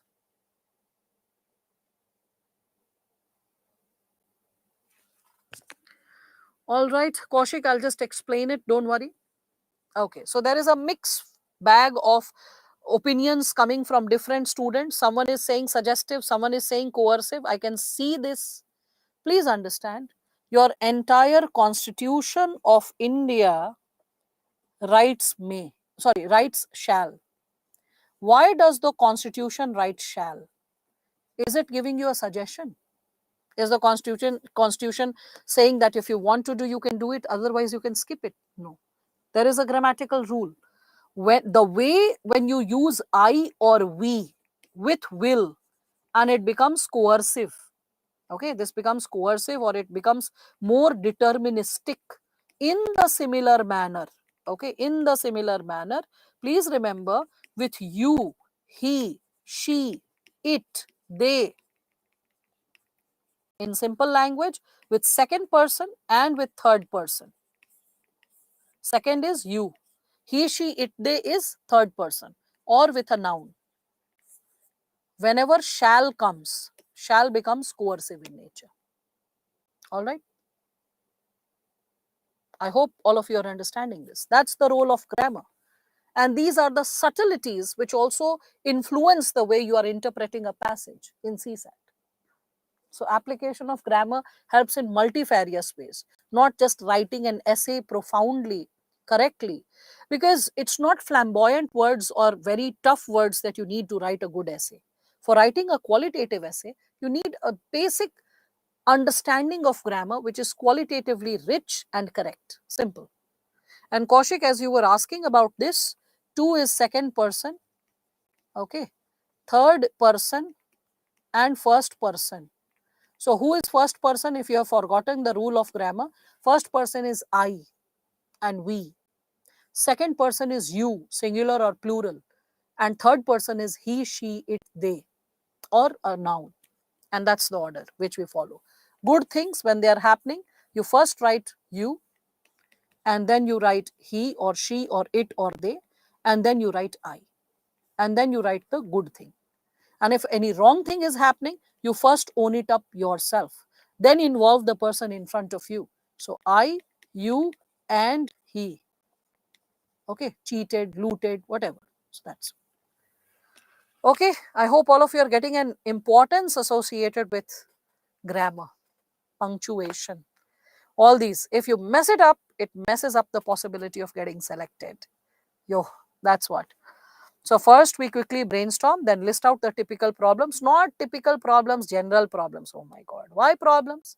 First, after doing the brainstorming, then start with brain mapping.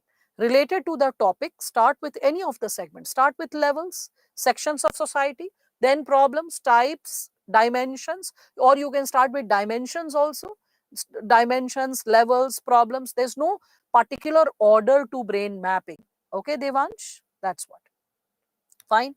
Yes, high school English grammar. Renan Martin is high school English grammar. Okay, that's the basic level. High school English grammar. And it has also common errors. Third part, part 3. You can borrow it from your neighborhood child also. Okay, so part 3 discusses common errors. This is the area which majority of the students commit mistake. Even if they have decent understanding of grammar, they commit mistake in this common error segment. All right. So one idea here in each dimension, it depends, Kavana. If some important area is there, you can put 4-5 ideas also. So it's all about the importance of that segment related to the topic. Fine. All right. So I think all of you have gained some kind of clarity related to, I would say, the component of brainstorming and brain mapping. Okay. Please go through do's and don'ts. Come up with your queries related to do's and don'ts of essay. I will start the session tomorrow with do's and don'ts. The mistakes, the challenges which students have related to do's and don'ts. And then tomorrow we'll discuss types of introduction and, if possible, types of conclusion. All right. So that's our target for tomorrow. Thank you, all of you. Good night and take care. One segment, one para, yes, that's what you need to follow. Let me know if there are any other queries tomorrow. Thanks. Good night.